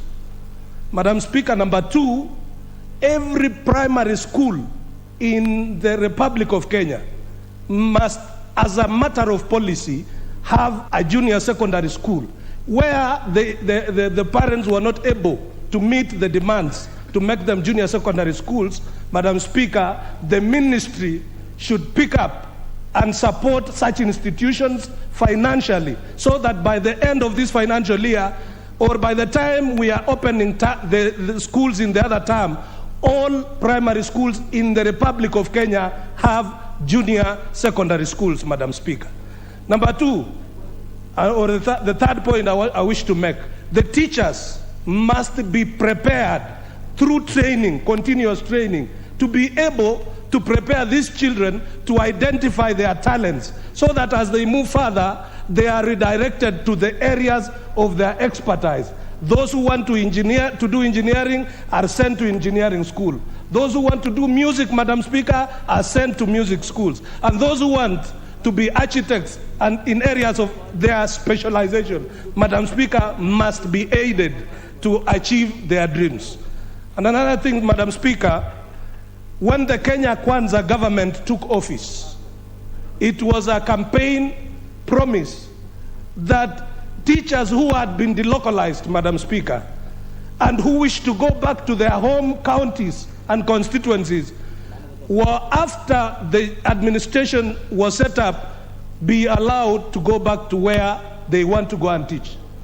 Madam Speaker, we have a lot of teachers still pending requests with the TSC to go back to their home counties and their home constituencies.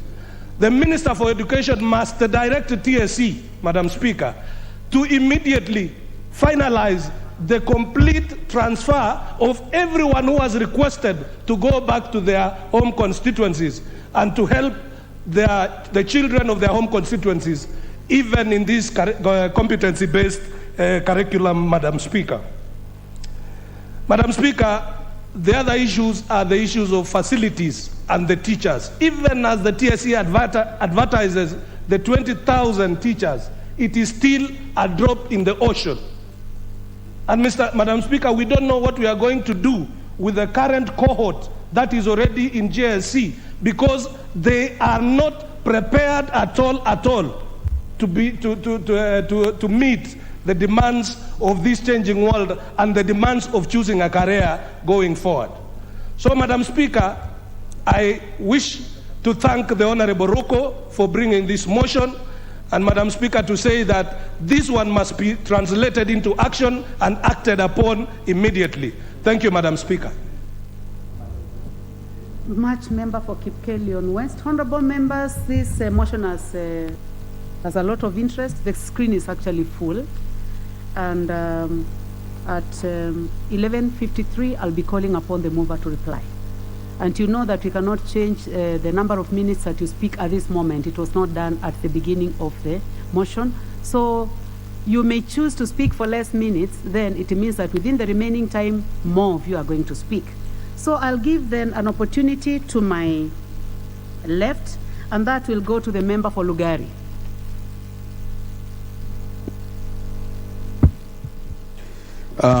Thank you, Madam Speaker. I want to start by appreciating my colleague Ruku for pulling a fast on this. Madam Speaker, whereas many of my colleagues have hushed the House, asking that the motion, the implementation of CBC was rushed, I'll take a completely different view. Inertia and failure by government machinery does not amount to more time for people to implement a policy. Up to where we are today, we have done well over 8 years into CBC. By now, we should have learned the ropes of what we need. What is ailing CBC and implementation of JSS? Rightfully so, Madam Speaker, the lack of policy and clear framework on what needs to be done by whom and when. It appears that every day the executive is taken by surprise. We've not put enough into the planning of this very well, if implemented, system that will change the life of our nation. Madam Speaker, it is true that even in my constituency, a number of schools were left out. And when I looked at the tool that was being used, it was a very subjective tool. It actually depended on the people who visited the school. And eventually, almost all my schools have been put back. What was shocking to me, a school that has even up to class 8, they will not approve it to have JSS simply because they think the amount of land is not enough. And it has up to class 8. So I asked, what does a JSS classroom require? If I've been having up to class 8 and you cannot allow the same school to run a JSS class. Madam Speaker, my proposal is basic, that all primary schools must have JSS. Madam Speaker, for many years in this country we have lived a lie. And if we are not careful to correct the mistakes of the past, education is going to be only for the rich. And I see an opportunity, Madam Speaker, in the JSS, an opportunity that will equalize all of us into having the same kind of education. Why do I say this?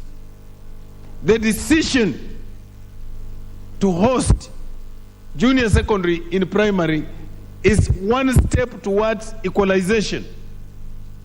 Madam Speaker, we know that in this country, because of categorization of schools, some schools have been given actually oversupplied by resources. Some schools receive millions of shillings in support, while others that require get nothing. Some schools in this country, because of categorization, they have oversupply of teachers, whereas some schools are understaffed. Some don't even have TSC teachers, and yet they are registered schools. Madam Speaker, having every primary school have JSS is one way of creating equity by not having special schools, national schools, extra-county schools, sub-county schools, and county schools. Madam Speaker, one of the major issues in this country about planning of education is the people at the Treasury developing a model of funding without talking to the stakeholders, without talking to educationists. I'm proposing that as we go forward with Honorable Ruku's motion, we must include a funding model that takes into consideration the views of the stakeholders of education. Why am I saying this? Madam Speaker, you are aware that no primary school has a laboratory. You are aware that in this country we have made a decision that we are going to have a resource center at that level. Madam Speaker, the only tested model in providing infrastructure for school that works is the one that has been done by NGCDF. The Ministry of Education, through this policy, must have a working model with NGCDF so that it gives NGCDF a conditional grant to develop resource centers. Madam Speaker, 35,000 classrooms of JSS, they have averagely one teacher each. I want to urge this House that we resolve that we provide a funding line for JSS as a project. Why am I saying this? Madam Speaker, we know that if we were still to lump all the money under basic education, when it comes to division, the decision remains with the person who has the pass. But if we provide a budget line for JSS, then the money will go into ensuring that JSS succeeds. Finally, Madam Speaker, I want to propose, as we look at this, that as members of this House, we start thinking on how to make education affordable. And Madam Speaker, I'm proposing that we must resolve as a House that is it the time we need to go to school. Thank you, Madam Speaker. I support the motion. Thank you. The Honorable Phyllis Bato, member for Moiben. Thank you, Madam Speaker, for giving me this opportunity to contribute on this motion on policy framework for the JSS curriculum or JSS system of education. Madam Speaker,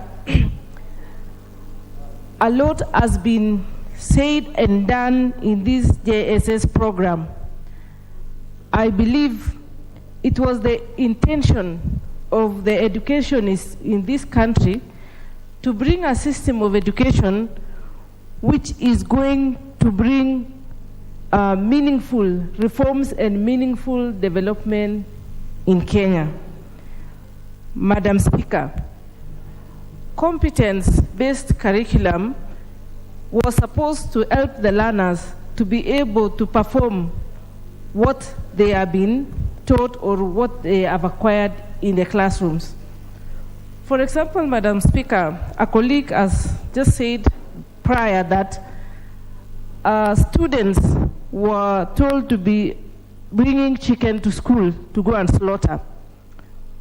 Madam Speaker, you can agree with me that some of the children of these generations had lost some basics on the way. For example, slaughtering chicken is something which is supposed to be known by any child. I mean, basic things. Some, for example, don't even know how to milk cows, especially those who stay in the rural areas, like myself. Those are the things which we used to practice at the very early stages of life. So many of these children don't know basic things.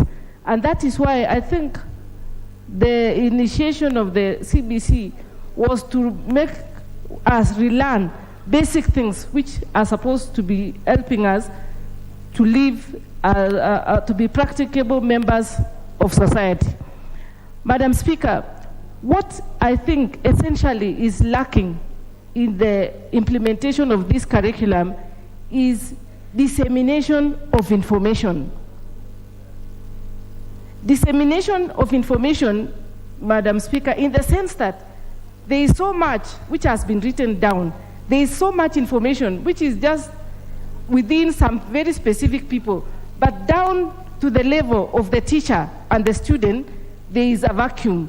So what should be streamlined is how the information is transmitted from the ministry, from the TSC, from the schools to the parent and to the child. Madam Speaker, in my constituency, Moiben, some days back, parents and the community were up in arms because they were saying that there is only one teacher who was posted to teach 14 subjects in a school. When essentially, this teacher who is posted to that school to teach the JSS class is supposed to be like a coordinator, and the head teacher to reassign the other teachers who are domiciled in the school, the other subjects to teach in the same class. It was not that this teacher who was sent was going to sit there and teach up to 14 subjects: chemistry, physical science, arts, language, and etc. Because, Madam Speaker, we have the best trained teachers in Kenya. Our system of education is one of the best here in Kenya, Africa, and internationally. That is why the students who we send out of Kenya to go and study, for example, for postgraduate or even undergraduate, they are normally rated to be the best, and they don't drop out of school. Not like other countries where, from Africa, when they send their students to some universities abroad, they are subjected to examinations, other forms of exam, to determine whether they qualify to proceed with their studies or not. But fortunately in Kenya, we have the best.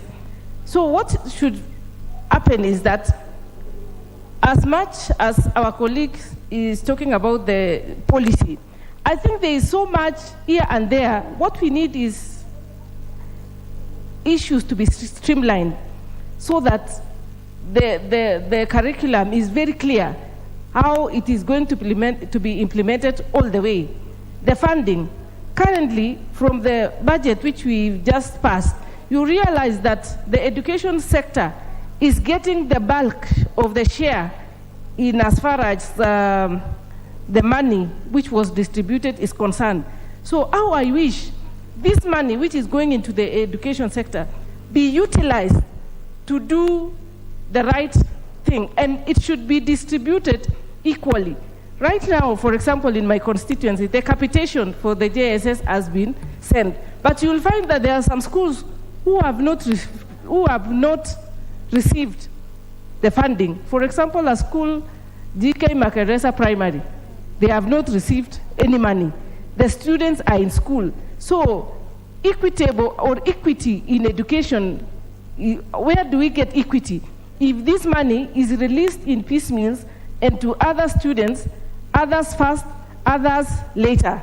That is when equality or equity is lost from the beginning. And that is how other students, other areas start getting marginalized.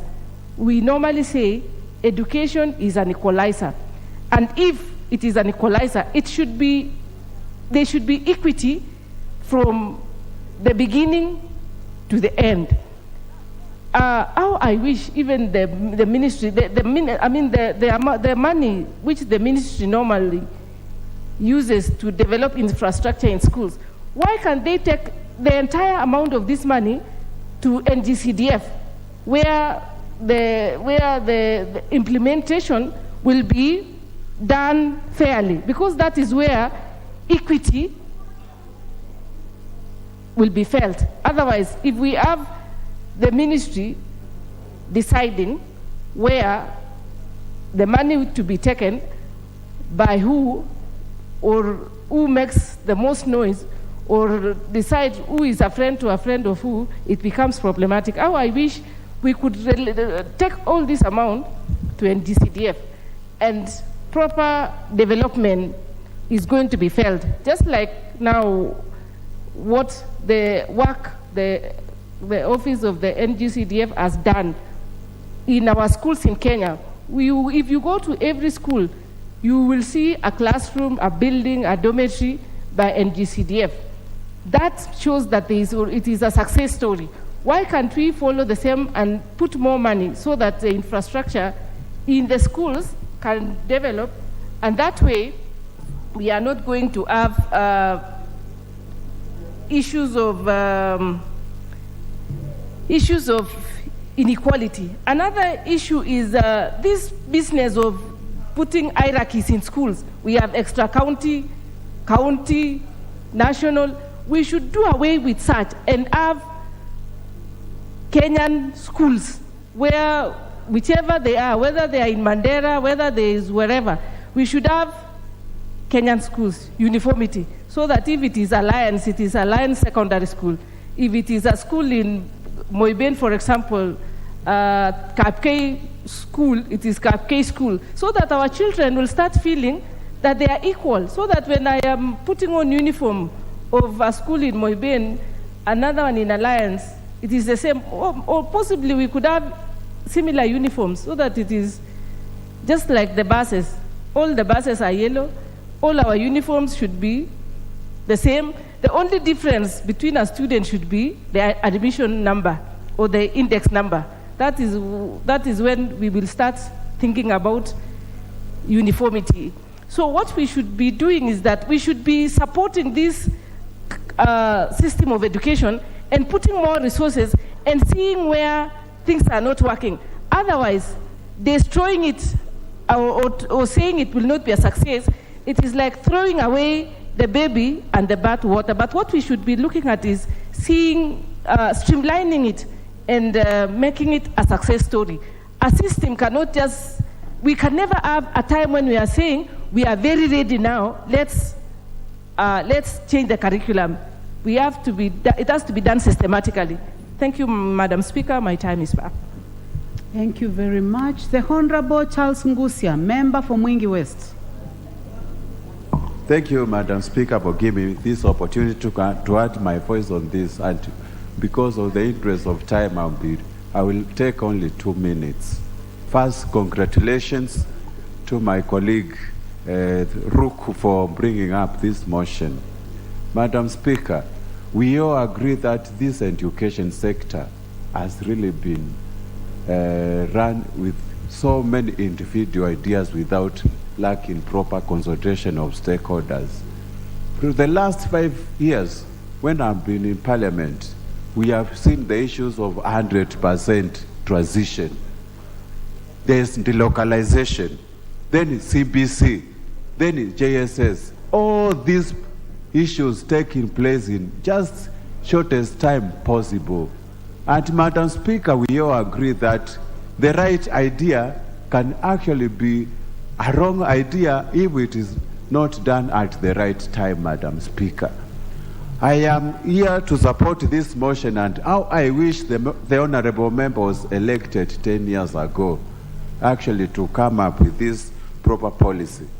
Coming from our constituency, which is already marginalized in terms of everything, Madam Speaker, we have witnessed this implementation of the JSS system being done in a manner that is not really comforting to our parents.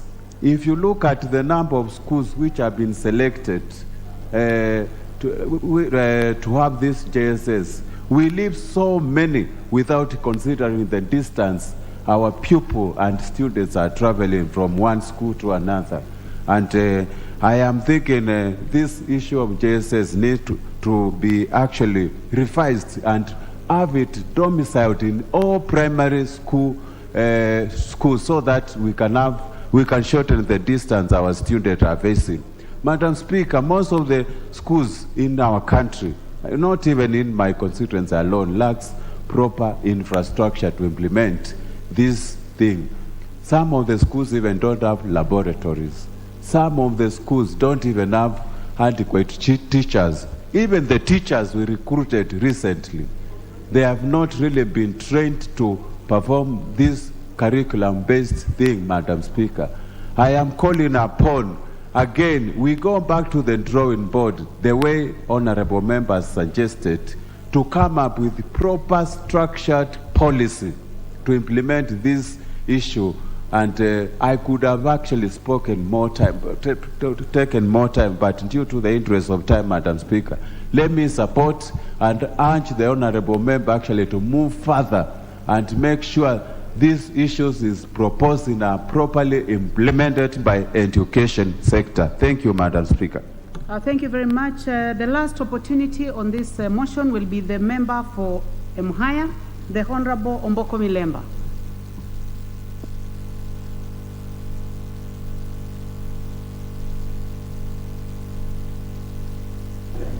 Thank you, Honorable Speaker. I'll be very brief also.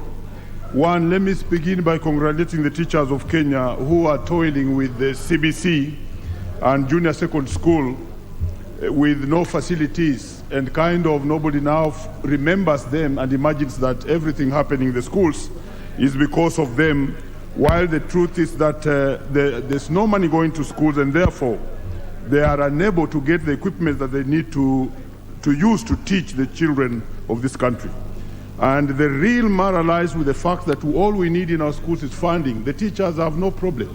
In fact, many speakers are speaking about how many chicken are being sent to school, but they forget that sometimes they also invite cow dung to be taken along by the students to schools. Number one, Honorable Speaker, the education system must change with time. And indeed, the system we had for A-level cannot be the one that is working today.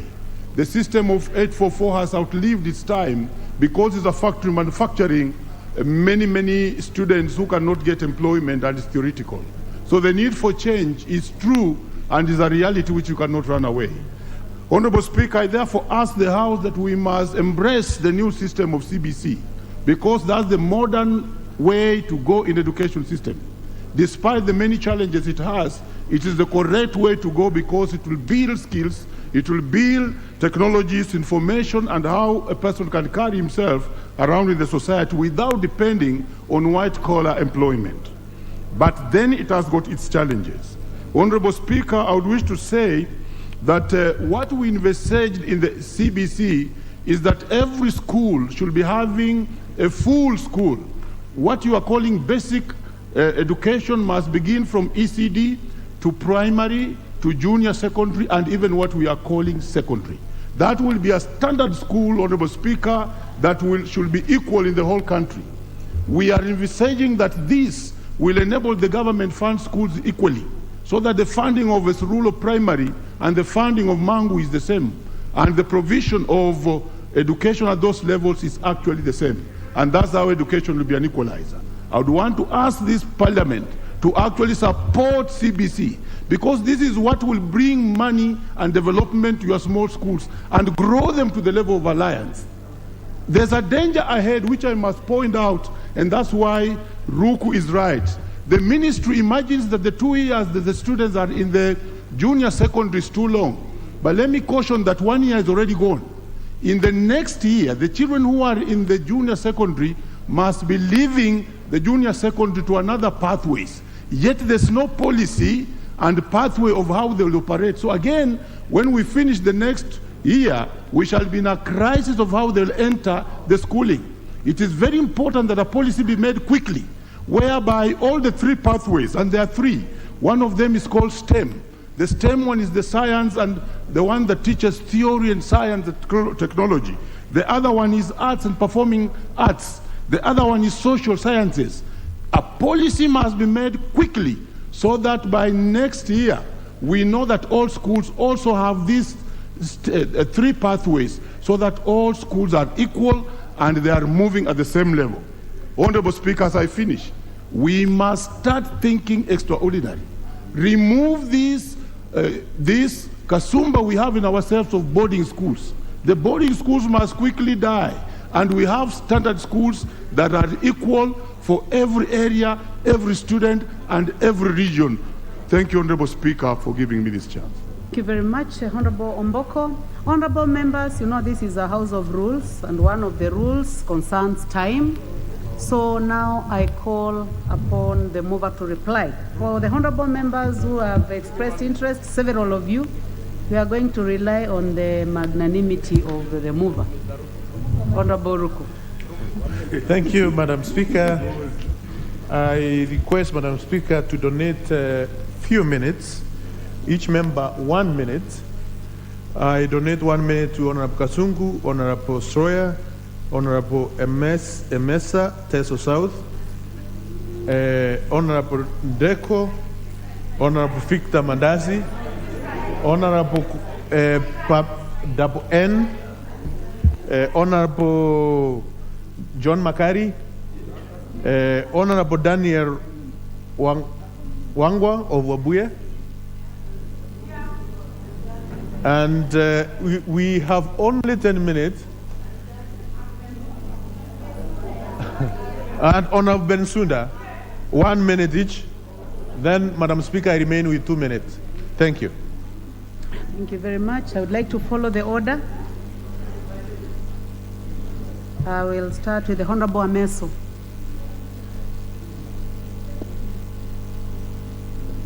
Let's try to trace them. If your name has been given, please go to the intervention button so that we can see you from the screen. Is it Mary Amasi? Yes, please proceed, Mary. Honorable Mary. Thank you, Honorable Speaker. From the onset, I want to thank the Honorable Ruku for the motion, and whereas I support the prayers that there is need to establish facilities to allow for implementation of JSS in all schools, there is need for a proper funding plan. There is need for a proper implementation policy framework. But allow me to draw the attention of the members to the aspect of quality. As we stand today, we are losing a generation, honorable members, especially in the public schools where JSS is being implemented. Members have already alluded to the fact that only 1 teacher was posted. And I think it was even ill-advised to post secondary school trained teachers to teach JSS.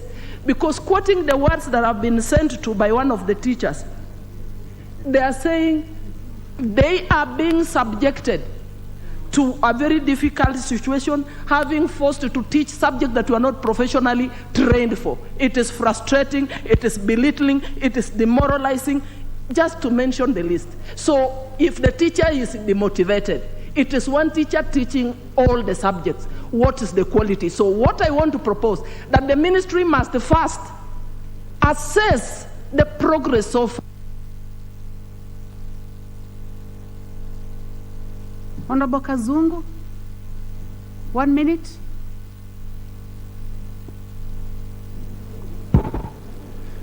Okay, thank you, Madam Speaker. I also wish to add my voice to this motion. First, by saying from the onset that I support this motion, and also take this opportunity to thank the mover of this motion, Honorable Ruku, for bringing a very timely motion into this House.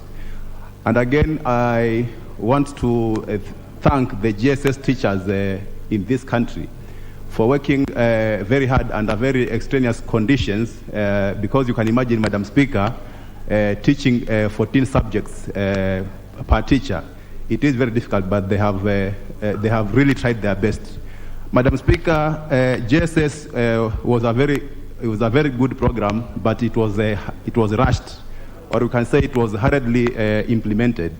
As a result, we have students who have wasted 1 year, because since it started up to now, we are almost doing 1 year, but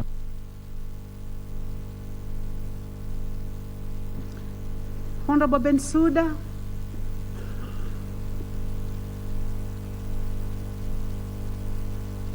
Honorable Bensouda, we would like you to be on record, so please wait for the microphone. Thank you, Madam Speaker, for the good guidance. I want to talk about something which I'm grounded in. First of all, I support the motion which has been brought by the Honorable Member on the amendments which are supposed to be done.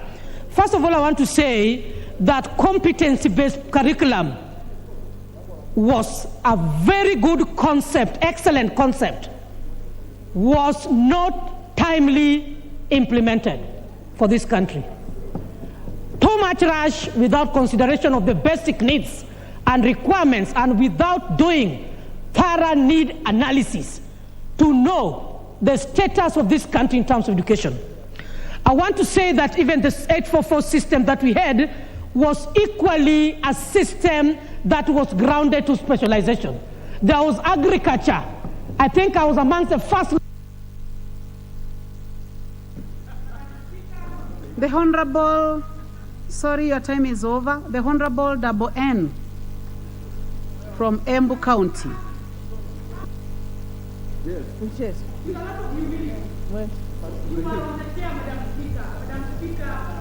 Opportunity right now is for the Honorable Double N. Thank you, Honorable Speaker, for giving me this opportunity to support the motion by my MP, Honorable Roku. I wish to state that the CBC curriculum is not bad, and it was not bad, but the manner in which it was implemented was in a hurry, and people are not given an opportunity to ventilate on it. I wish that there was enough public participation from the parents and the teachers, so that during the implementation period, it would have been a smooth ride. Honorable Speaker, as I sit down, I want to say that the junior secondary education and the students, they are half-baked. If you talk to them, they'll tell you that they didn't know nothing. The teachers don't know anything. The Honorable Deco. Thank you, Madam Speaker and Honorable Ruku, for giving me this opportunity. We have all agreed, Madam Speaker, the challenges that the CBC and junior secondary schools are facing in terms of classrooms, laboratory, equipment, workshops, and infrastructure development for all this, and the lack of teaching staff for this program. Therefore, we might talk a lot. We have been here since 9:30 talking the same thing. All the members who contributed to this debate all talked about the same thing. But it all boils down to resource allocation. It is for this House, and we want to ask Honorable Ruku to follow it up such that we have an affirmative action for funding, affirmative funding for this program. That is the only way we can actually realize all the challenges we have talked about. So for me, my contribution will be to Honorable Ruku to proceed not only. The Honorable Mwalika, member for Kitui Rural.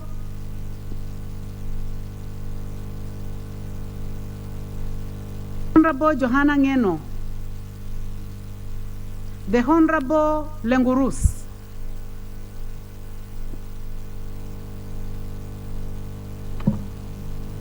Thank you, Madam Speaker, for giving me this opportunity to support the motion on the floor of this House. Madam Speaker, as has been said by majority of the members, that this program, the CBC program, has been one of the best programs for this country, for the education of this country, though it has come up with so many challenges, the infrastructure, the distance from the schools, lack of classrooms, lack of laboratories, not enough teachers, and the ministry has a lot to do in order to ensure that we give the best to our children. I would like to request the Ministry of Education to consider the infrastructure and funding these schools that are offering this kind of the CBC program for our children to get the benefit of it. I'll also request the Ministry of Education that the teachers, majority of the teachers who have been teaching in Samburu County have been transferred back to their counties. And those from Samburu who are still working. The Honorable John McCarthy.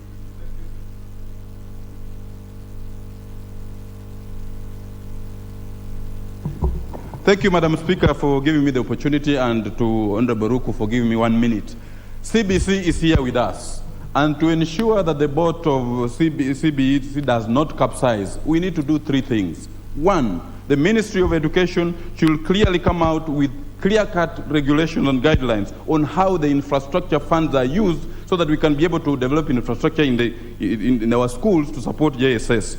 2, financing, capitation. Capitation is not released in good time to enable the teachers run the schools. The Ministry of Education should be able to develop clear-cut guidelines to ensure that capitation is released in good time so that teachers and head teachers are not forced to levy illegal levies on parents to ensure that, that the students remain in schools. 3, human resource base.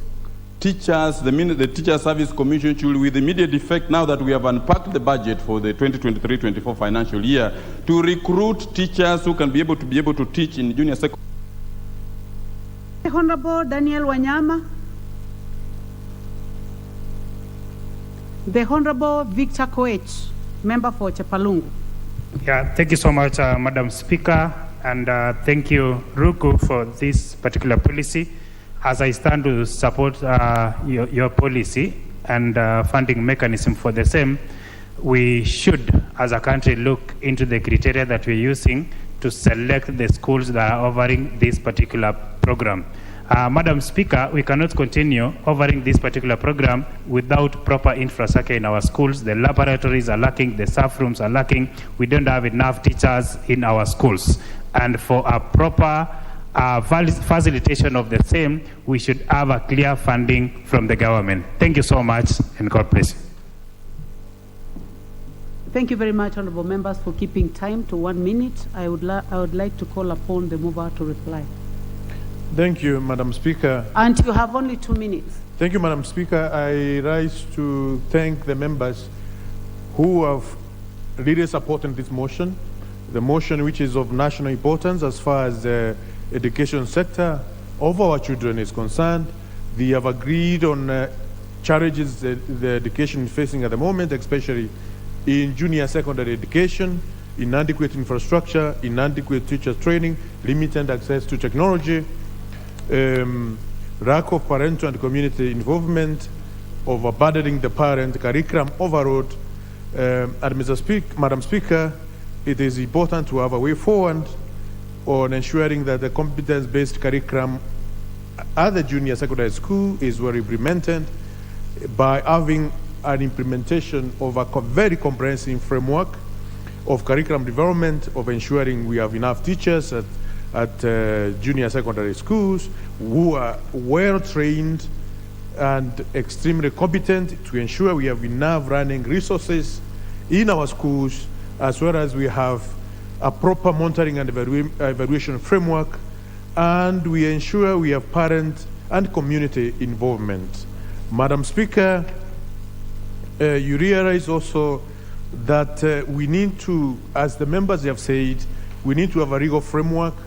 There will be a need probably in the future, and I'm going to take this forward in amending the Education Act of 2012 to ensure assessment and evaluation is well done, and more importantly, Madam Speaker, the funding of the junior secondary school is to be well considered by the government, so that there can be sustainability, good governance, access to curriculum support materials, and also pedagogical approaches. And also we look at public-private partnership in implementing this framework, and inclusion and equity in education especially in arid and semi-arid areas and people living with disabilities. Madam Speaker, I beg to reply. Thank you, Honorable Ruku. Yes. What is out of order? Oh. Madam Speaker, whereas I acknowledge the interests generated by this motion by my friend Honorable Ruku, and how I wish we could have an extended time, especially on motions of this nature. But I'm drawing your attention, Honorable Speaker, to Standing Order number 53, to defer putting the question to tomorrow, so that we can be moved appropriately on this most important motion. I thank you.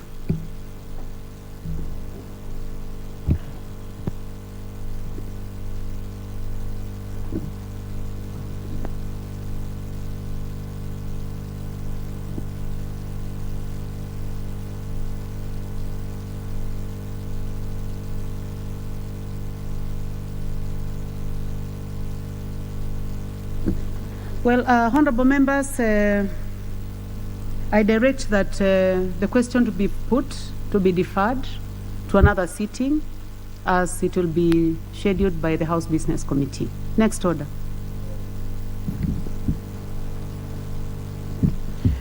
Order number 14, the Public Service Values and Principles Amendment Bill, National Assembly Bill number 46 of 2022, second reading.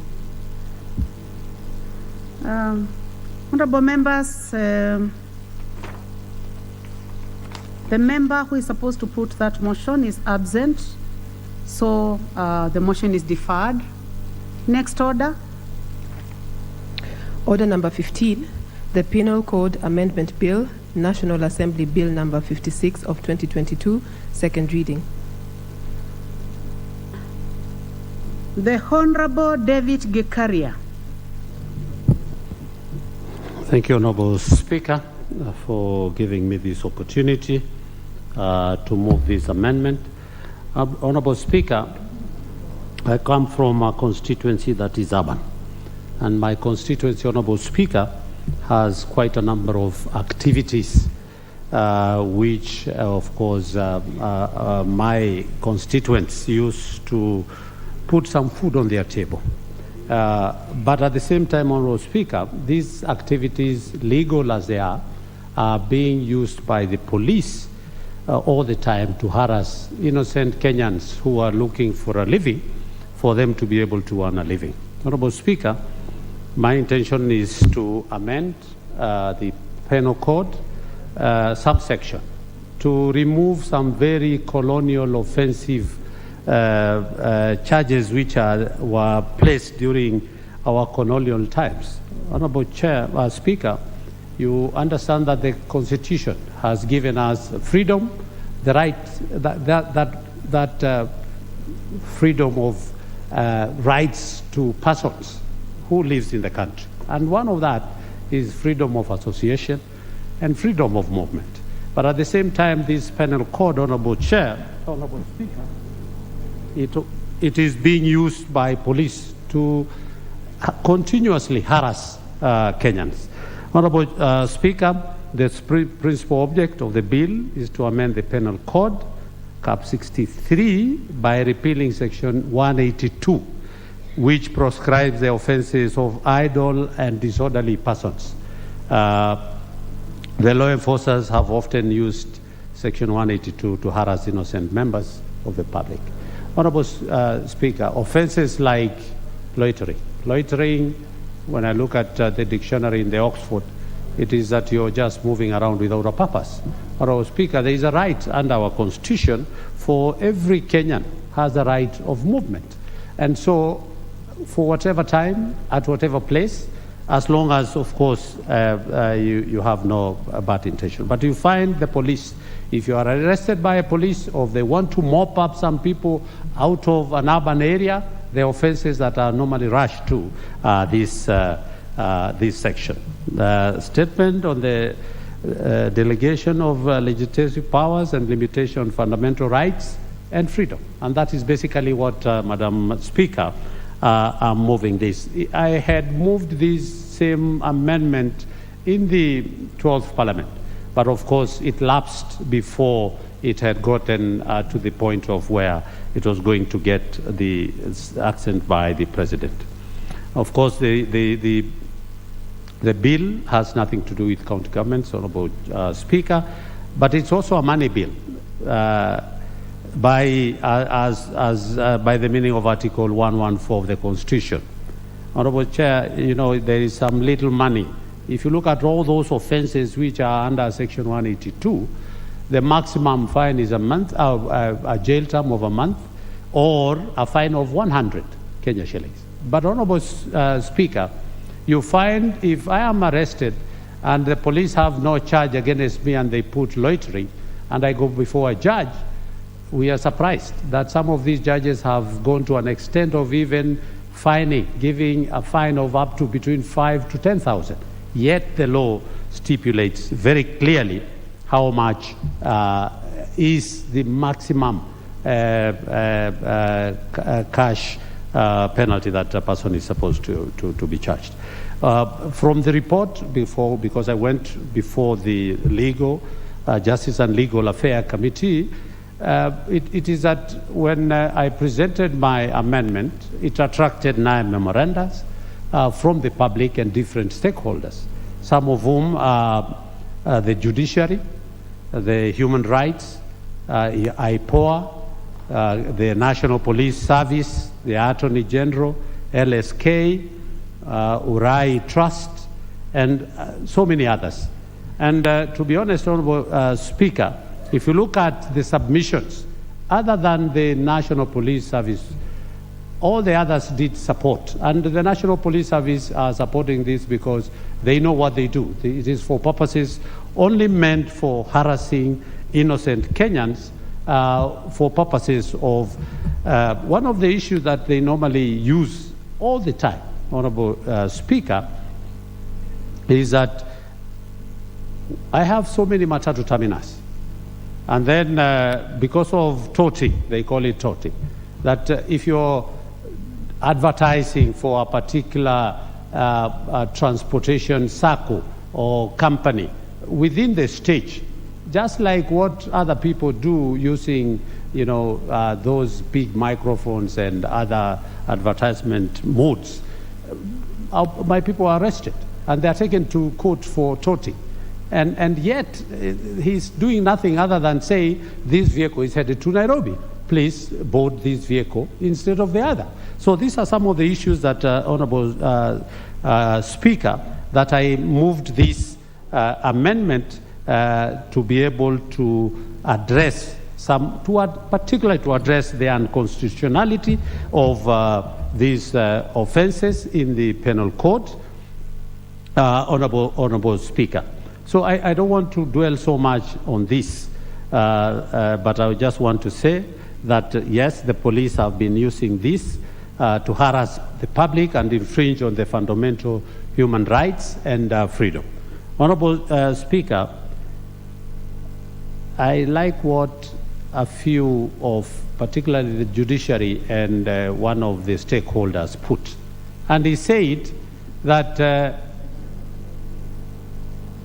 petty offenses, instead of arresting, what we need to do as a country is to try and address the root cause of poverty and other forms of marginalization rather than criminalizing activities that are caused by poverty and marginalization. Honourable Speaker, the proposal seeks that these petty offences, and of course they are just in line with people trying to earn a living out of what they are doing. So I beg, Honourable Speaker, that as we look at this amendment, I ask my colleagues to look at it seriously, that it's an unconstitutional, first of all, but at the same time, it is affecting that very important fundamental human rights and freedom of Kenyans who are just out there trying to earn a living. So without much ado, Honourable Speaker, it's a small amendment that I seek my colleagues to support me so that it doesn't not only happen in my constituency as an urban place, it happens almost everywhere where and I remember when I once was a mayor in one of the cities in this country, and most of the time when we didn't have money, we would use this to collect money, and we would say, go and bring as many as you can. It doesn't matter. Even if I'm going to arrest you as a member of parliament, you're passing, utaenda kujitetea kwa judge. So we used to mop up to collect money. Honorable Speaker, I think that was bad manners, which I regret, and I think it's time for us to stop that kind of behavior. Any person using these provisions of the law to try and harass innocent Kenyans who are just out there trying to earn a living. A young person trying to go and earn a living in a matatu and is charged for toting. And he has uniform, he has a badge from that circle, but the police will not hear that, and the judge will not hear that. And it is unfortunate that we keep on trying to get. I once took a lawyer to defend one, and when the judge pronounced the 5,000, when the lawyer stood up to proclaim that Honorable the Vicarian, offense, yes. In your moving, you seem to be making many confessions. Yes, those are some of the issues that used to happen when I was a bad boy, but I've since changed. These days, I'm always in my three-piece suit. If you go home, you'll never find me anymore in shorts and slippers. It is also age has caught up with me, and I was a little bit worried yesterday when there was a motion about a nominee of SRC, and she was kicked out because of age. And I was wondering, Atan, you're headed there, so don't castigate old people. I'm almost now headed to 60, and now if I'll come here for a job and I'm told I'm too old, I cannot be able to get that a job just because of my age. But of course, your colleague, Honorable Speaker Kaluma, in the Speaker's panel, did say also, I think Section 24 of the same Constitution gives the maximum retirement age. So it is true, I was a bad person, but now I've really changed, and I thank God for giving me that time to be able to see the light before I was caught up in that bad manners. Thank you, Honorable Speaker, and I ask my colleague, a young man, Honorable Lotte from Kacheliba, to second. Member for Kacheliba. Thank you, Speaker, and thank you, Honorable Gikaria, for pushing for this. Honorable Speaker, the Constitution of Kenya is the supreme law in this country. It supersedes everything, Honorable Speaker. And I think if you have ever been arrested by the police know much more of the penal code than anything that is in our Constitution. And I want to take us to section number 21 of our Constitution, Honorable Speaker, because this is what needs to be the supreme law that needs to be looked at before we even look at anything else. This section 182 of the Penal Code has actually been misused several times, Honorable Speaker, by the police. And I think many people are actually driven to poverty because of the enactment or misenactment of this section 182 of the Penal Code. Madam Speaker, I think about the very person that is struggling in this society, and the president of this country has said he wants to elevate the livelihoods of the mamambogas and the boda and the matatu people.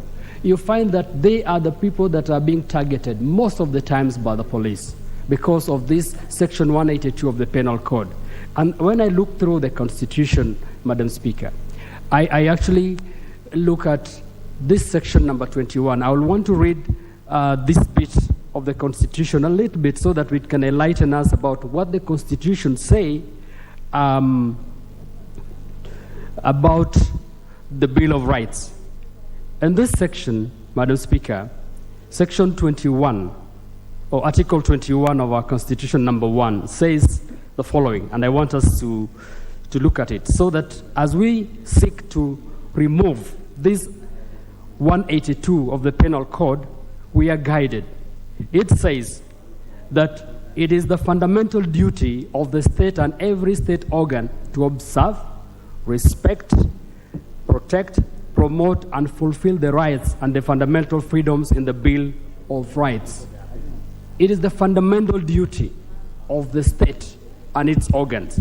If you look at 21.3, it says all state organs and all public officers have the duty to address the needs of vulnerable groups within society, including women, older members of the society, persons with disability, children, youth, members of the minority, and the marginalized. These are the very same people that are being targeted by the police through this penal code, section number 182. And if we want to improve the livelihoods of these people that is enshrined in our constitution, we need to remove this part of the penal code that is being misused. Madam Speaker, if you look at the Kachaliba constituency where I come from, many people that have left issues of banditry, many people that never went to school have actually gone into border business. Many people have actually gone into the businesses of doing livestock trading. But the police are driving these people back to banditry because they are actually arrested on very petty matter. They are told their borders are making noise. They are told they are disorderly. They don't have a parking space. They are told that the livestock that they are driving are actually probably suspected property of stolen property. Yet, these are people that are trying to get a living and also contribute to the tax of this country. This section of the penal code that the police think so much about is being misused, Madam Speaker. And I ask this House to consider removing this completely. Because again, when the police arrest these people, while as the penal code suggests a penalty of 100 shillings, the police will also impose penalties of 5,000, 20,000 to the people that have nothing, Madam Speaker. And they are adding salt into injury by taking this country to the dungeons. This is the place that is being misused by our police, and this is what I'm supporting the chair, that we need to remove this completely because this is a misuse and it's against our constitution, Madam Speaker. With this, I support. Thank you. Thank you very much, Honorable Lote. Honorable members, I now propose the question that the Penal Code Amendment Bill, National Assembly Bill number 56 of 2022 be read a second time. Honorable members, I see several people on the screen that are out of the House, so I request that if you intend to speak on this motion, please go to the intervention, click the intervention button. Honorable Ibrahim Sanei, member for Wajir North. Thank you, Madam Speaker, for giving me the opportunity. Actually, the penal code is a product, a very old product of the colonial regime. And if you look, if you have a thorough discernment of what it entails, you will realize that it is still a colonial output. It pushes Kenyans to what we felt is behind us, the colonial kind of mentality. The words they use in the penal code: loitering, torturing, drunkardness, indecent act, behaving in a manner to procure prostitution. All these are ambiguous words. They are English, but they have no relevance. Interpretation is actually hard. And this gives judges the latitude to give discretion, wide discretion in their own judgments. I believe time has come that we review the penal code in the light of our freedoms and rights and liberties as stipulated in our 2010 Constitution, which is very rather progressive and a wonderful document. Madam Speaker, I want to say there is much ambiguity on these terms.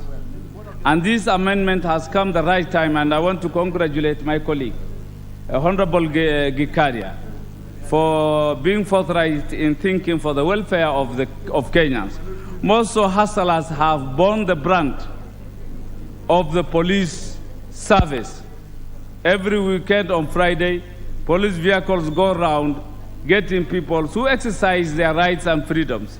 The right to associate, the right to move, the right to do that, all that appertains within their lives, eking at least a living, has been curtailed for sure because of these aspects of the penal code. This has contributed to the hustlers not contributing to the economic well-being of this country. The hustlers have to move in and work, eke a living 24/7 without any interruption. Unless one is attacked, unless one is an armed robber, any Kenyan is free to move 24/7. We are looking forward to a 24/7 economy without any restriction. Nobody can impose restriction to any Kenyan in as far as their movements and the work they do, so long as it is within the framework of our law. Madam Speaker, this kind of penalties in our penal code has contributed to the backlog that is being faced by the judiciary. It has contributed to the congestion in our prison service, our correctional services. You know, people just being put behind the bars over the weekend, some with trumped-up charges. This is uncalled for. It is draconian, unacceptable, and I think actually it is a belated amendment. It's a belated amendment. It should have come a long time ago, and it's not only limited to this aspect as suggested by my colleague, Honorable Kigaria. We need to do much into the penal code. Much into the penal. I don't know why they should talk of prostitution. In law, prostitution is not illegal. Yet they tell you living on the earning of prostitution is an illegality. I don't know what that means in English. That is playing around with our mind. If prostitution is not illegal, how can it is earning on prostitution be illegal in the penal code? I think we need to harmonize them so that they are in consonance with the spirit of our Constitution, and we can decipher what it really means. Otherwise, prostitution cannot be legal on one hand and illegal in some other aspects. Without much ado, I want to support my colleague. I want to say this is what breeds corruption. This is what brings our police service in bad light. This should be actually supported by all members. And I ask my colleague Gikaria, in as much as he has no legal background, I know he's an accountant. It is wonderful to see him bring such amendments which has serious legal implications to go further and actually amend that which we feel is offensive, unfriendly, and infringes on the rights and the freedom of Kenyans. Thank you very much. I support. Okay. Thank you very much. The Honorable Samuel Atandi, member for Alego Usonga.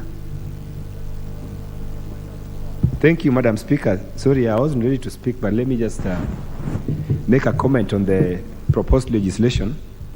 And I want to say that I support the legislation. Madam Speaker, it is time we reviewed the penal code in its entirety, because the penal code has various offenses. If you look at them, Madam Speaker, offenses such as unauthorized uniforms, that you could dress in a certain uniform and then you are told that particular uniform is not authorized. And more particularly on this one, section 182, that is basically, if you look at the law, it's talking about nuisances and offenses against health and convenience. That is section 175.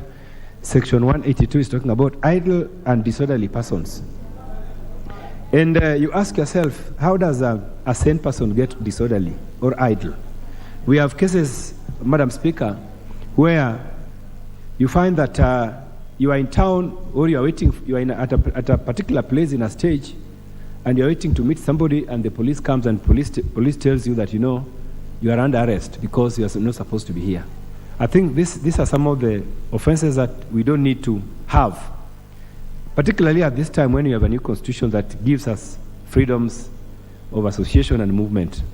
And so I would like to say that this is a timely proposal which this House needs support, and I do support it. And I think we need to overally look at the penal code as a whole and see how we can tamper with certain aspects of offenses that we don't need to have at this particular point in time. Thank you, Madam Speaker. I support. Thank you. The Honorable Ferdinand Wanyonyi, member for Kwanza.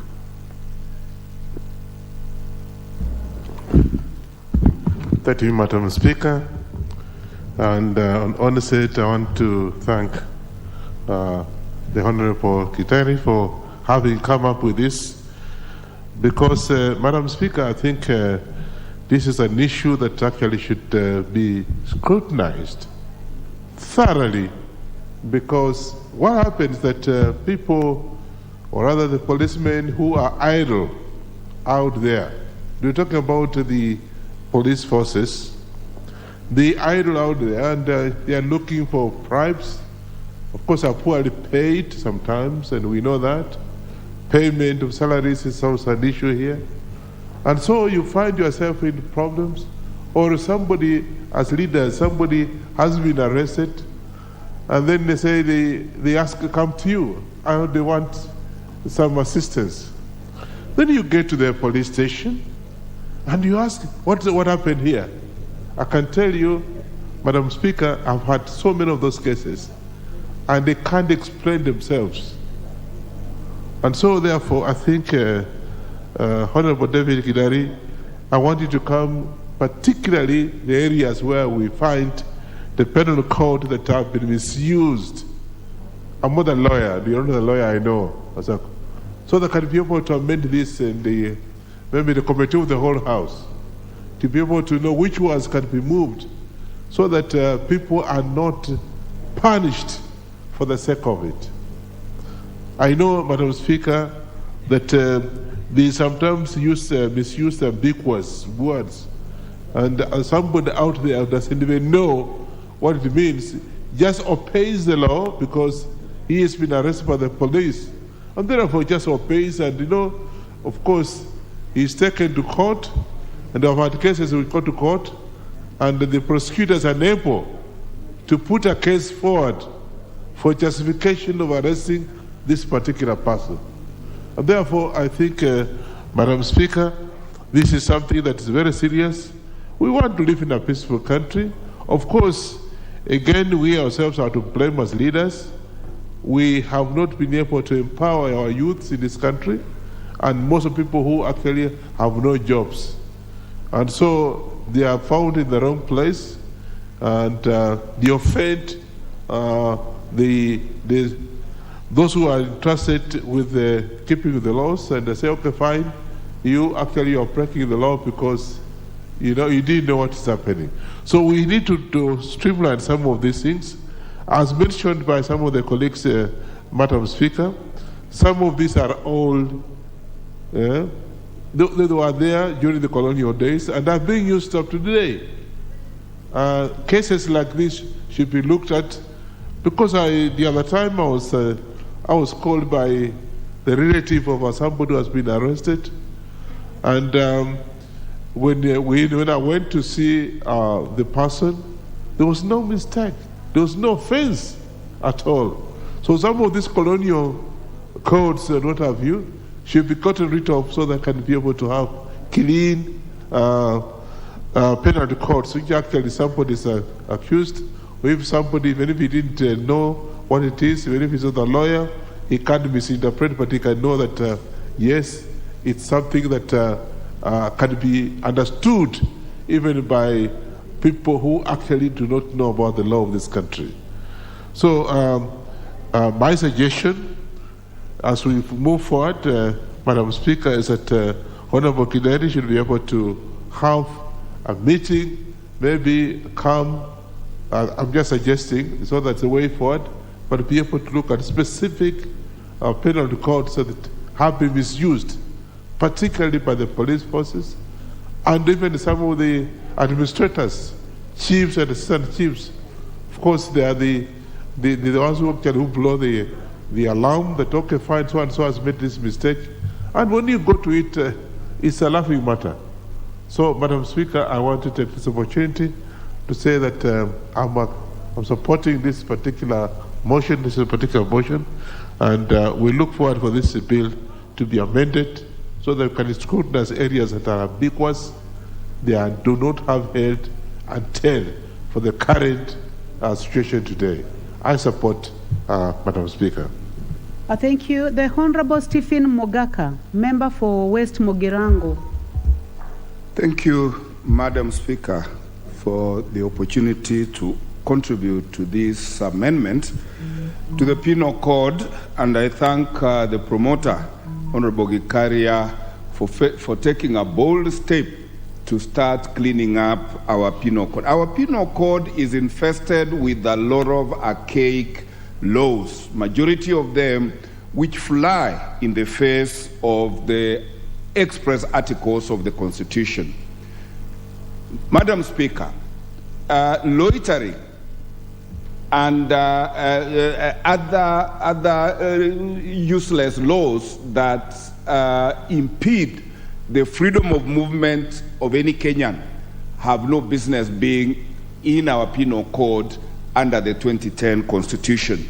And I agree that we need to overhaul our Penal Code and include serious offenses that are occurring today, which are blue-collar crimes, where people are doing electronic theft, electronic corruption, electronic transfer of funds illegally from country to country. But to continue having such archaic laws and to allow our security agencies, particularly the police, to abuse these laws to restrict people's freedom of movement is the wrong thing to do.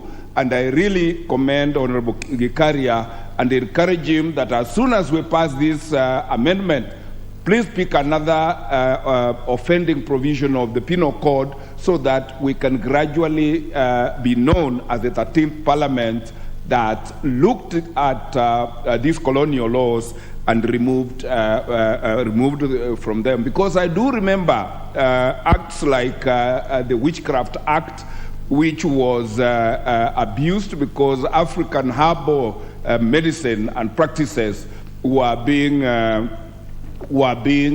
illegal, and the Kenyans would be just picked like that and charged with witchcraft. And I want to say, as a proud African, that even black magic is magic. We cannot continue calling things Africa by evil names and criminalizing such acts. And therefore, I support this motion and encourage the House when we come to vote very quickly, and then we look at the other abusive provisions of the Penal Code so that we clean them up and know that Kenyans will walk free and not have a police officer arresting you and charging you with nothing. Madam Speaker, I support. Thank you very much, Member for Mugirango. The Honorable Magale Chiforomondo, Member for Lungalunga. Thank you very much, Madam Speaker. I rise to, first of all, thank Honorable Gikaria for his timely presentation of the amendment. Honorable Speaker, the Penal Code has been misused for long. This code is oppressive, it is outdated, it is draconian. The people of Kenya have been twisted round and round. They are being told they are loitering. It is as if walking in Kenya at your own time is a crime, going by the Penal Code. It is disturbing to see Kenyans are being terrorized by the so-called police and even our courts, just being mounted on with very, very simple issues, and now that their time are being wasted or is being wasted, being taken to court, taken round and round, and at the end of it all, they are being fined just for nothing.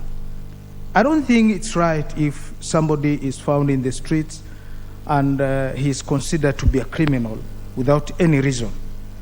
I want to cite very live examples from where I come from, Lunga Lunga constituency, for example.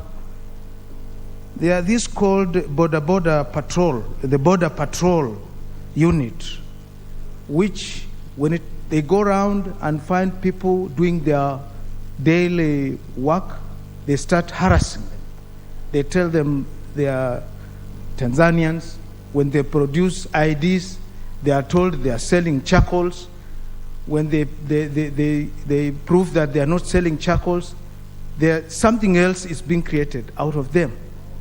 And I think this amendment has come at the right time so that we free our people out of these so-called law enforcers and the courts.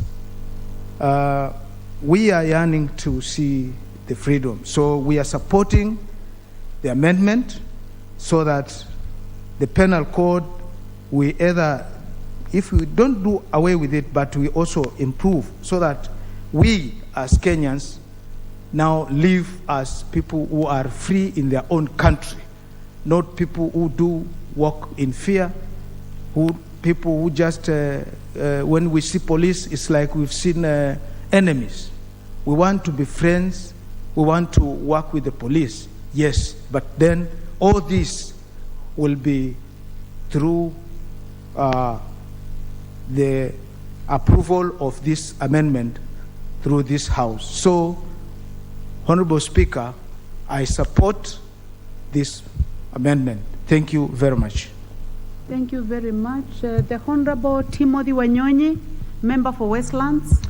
Thank you, Madam Speaker, for giving me an opportunity also to contribute this. Madam Speaker, I'm a lawyer, and in our statutes, there's so many archaic laws that were passed by the colonial just to suit their own interests. Madam Speaker, you remember even during the COVID-19, the law that was used to for the president to declare curfews, it was a very, very old law that was passed, I think, in 1929, something like that, that had to use to impose curfews in the country. There are many other things. There's something called vagabonds, whereby you find that somebody who just found in town, if you don't have any money in your pocket and you're just loitering around, you can be arrested. There's something called loitering with intent. I don't know how they used to know that somebody who is walking around town, he has got some intention to do something that is not right. So I think this amendment is quite timely, and I think we just need to clean up those in our penal code and some other statutes that are still in existence, but they have been overtaken by time, so that we come up with laws that does not abuse the rights of our people. And many times we've seen, like I represent the urban constituency. Madam Speaker, you find, if you go to industrial area, you find people there arrested for crimes that does not even exist. So you find they are rotting away. They cannot even pay those small fines.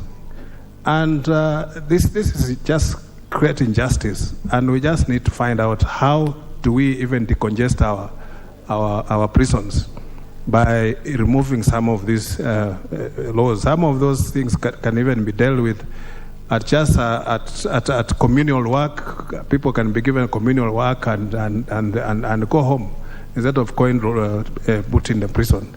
So this is a good amendment, and Madam Speaker, we need to support it and then find a way of even now looking more in our statutes to remove these archaic laws that are used to frustrate people and molest people. Madam Speaker, there was once when I was in South Africa and I went to Soweto. And when you're in Soweto, the apartheid regime when they were removing soil from the mines, they had to go and put a heap of soil just to prevent people that they cannot even look at the city. Looking at the city was even criminal. So you can imagine in your own country, and you are even being prevented that you cannot go to. You cannot go to Johannesburg from Soweto because they imagine that black people are criminals by nature. You are born a criminal. So anywhere you appear, Madam Speaker, you are a suspect. So these are some of the things that was the mindset of the racist colonialists had to use these laws, Madam Speaker, to frustrate the Africans. And sometimes, if you look at even the Chiefs Act, the Chiefs Act is the one that they used to use even to detain people, because some of those sections were not found anywhere. There was once even the late Honorable Lototo was arrested for something called warlike activities. If you search that law in our study, it doesn't exist. But he was arrested and detained for that, and he was the only person who has ever been detained for that kind of crime, Madam Speaker. So it is something that we must do and look at how we can clean up our statutes. Thank you, Madam Speaker, for giving me, and I want to also thank Honorable Kikaria for bringing this amendment, and we need to do even more so that we clean up our statutes. Thank you, Madam Speaker. Thank you very much, Member for Westlands. The Honorable Jessica Mbalu, Member for Kibwezi East. Thank you, Madam Speaker. I want to start by saying that I want to congratulate the Honorable David Gikaria, who is also my chairperson of the Committee on Environment, for coming up with this proposed amendment on the Penal Code. That is the Penal Code Amendment Bill, National Assembly Bill number 56 of 23, and encourage even others to come up with such amendments. Madam Speaker, we've noted that the laws that were used in the colonial time, as my other colleagues have said, they are not aligned to some of the current situations, and especially the well-cited ones in the police sector. Madam Speaker, and the intention of our honorable member is to ensure that we clean up such laws, we align them with the current situations, and of course the policies that have been placed in the relevant departments. Madam Speaker, as members have said, in the police sector, and I want to quote, when you go to the Makueni police, where we have a lot of the prison, most of our members, most of our constituents, they have stayed there for many years, for a long time, and the police are even having a problem of explaining exactly what the constituents or our people have been able to, the laws that they have broken. So, Madam Speaker, this is very frustrating, and it is very encouraging as we congratulate the honorable member. So much has been happening. So many laws have been made in this parliament and other previous parliaments that are not aligned, of course, to the current situation, the policies that we've been able to do. And in fact, we also need to do a lot of sensitization to our departments, like even the police, on the current situations and the current laws that we do make in this house. And because of the interest of time, so much has been said, but it is the amendment is very straightforward. And I want to say I support it and congratulate the Honorable Gikaria for coming up with this amendment. I thank you, Madam Speaker. Thank you very much, Honorable Jessica Mbalu. The Honorable Bidu Tumbi, Member for Isiolo South. Out of the House. The Honorable Edith Nyenze, Member for Kitui West.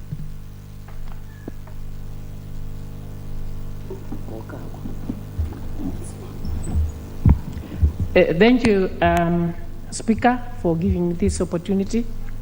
Let me take this opportunity to congratulate our colleague for actually recommending this amendment on the penal code.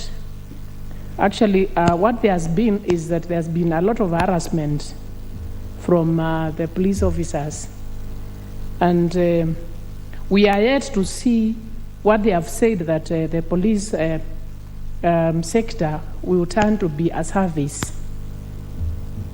We are yet to see them, the police officers, being friendly to the people and giving the service which is required to give to the people. But with such penal codes, then this gives the police officers strength and the mandate to really keep on harassing the people of Kenya. Yet, during this time, actually we expect the police officers to be friendly, to even lead our people, to even try to educate them on what they are supposed to do. But in a sense, we see a lot of harassment. We know that the cost of living is very high. And with the cost of living being that high, everyone is trying to fend for themselves. They are trying to ensure that their family gets at least hunger at the end of the day.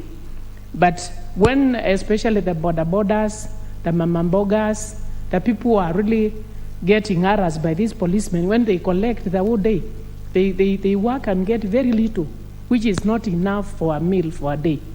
But at the end of the day, you see a police officer harassing them on a very flimsy excuses, and they want actually to be bribed with money, which is even higher than what they have earned that particular day. This is very frustrating, and that's why we need to actually get rid of these old laws, which are harassment and contributing to the harassment of our people. So that's why I congratulate my colleague, Gikaria, and say that this is the right time to even look at other penal codes and other amendments in the law which should be changed to actually line with the time. But after saying that, I would also say that we should also be careful that we will not let also our security be compromised, because we need the security, we need our people to be orderly.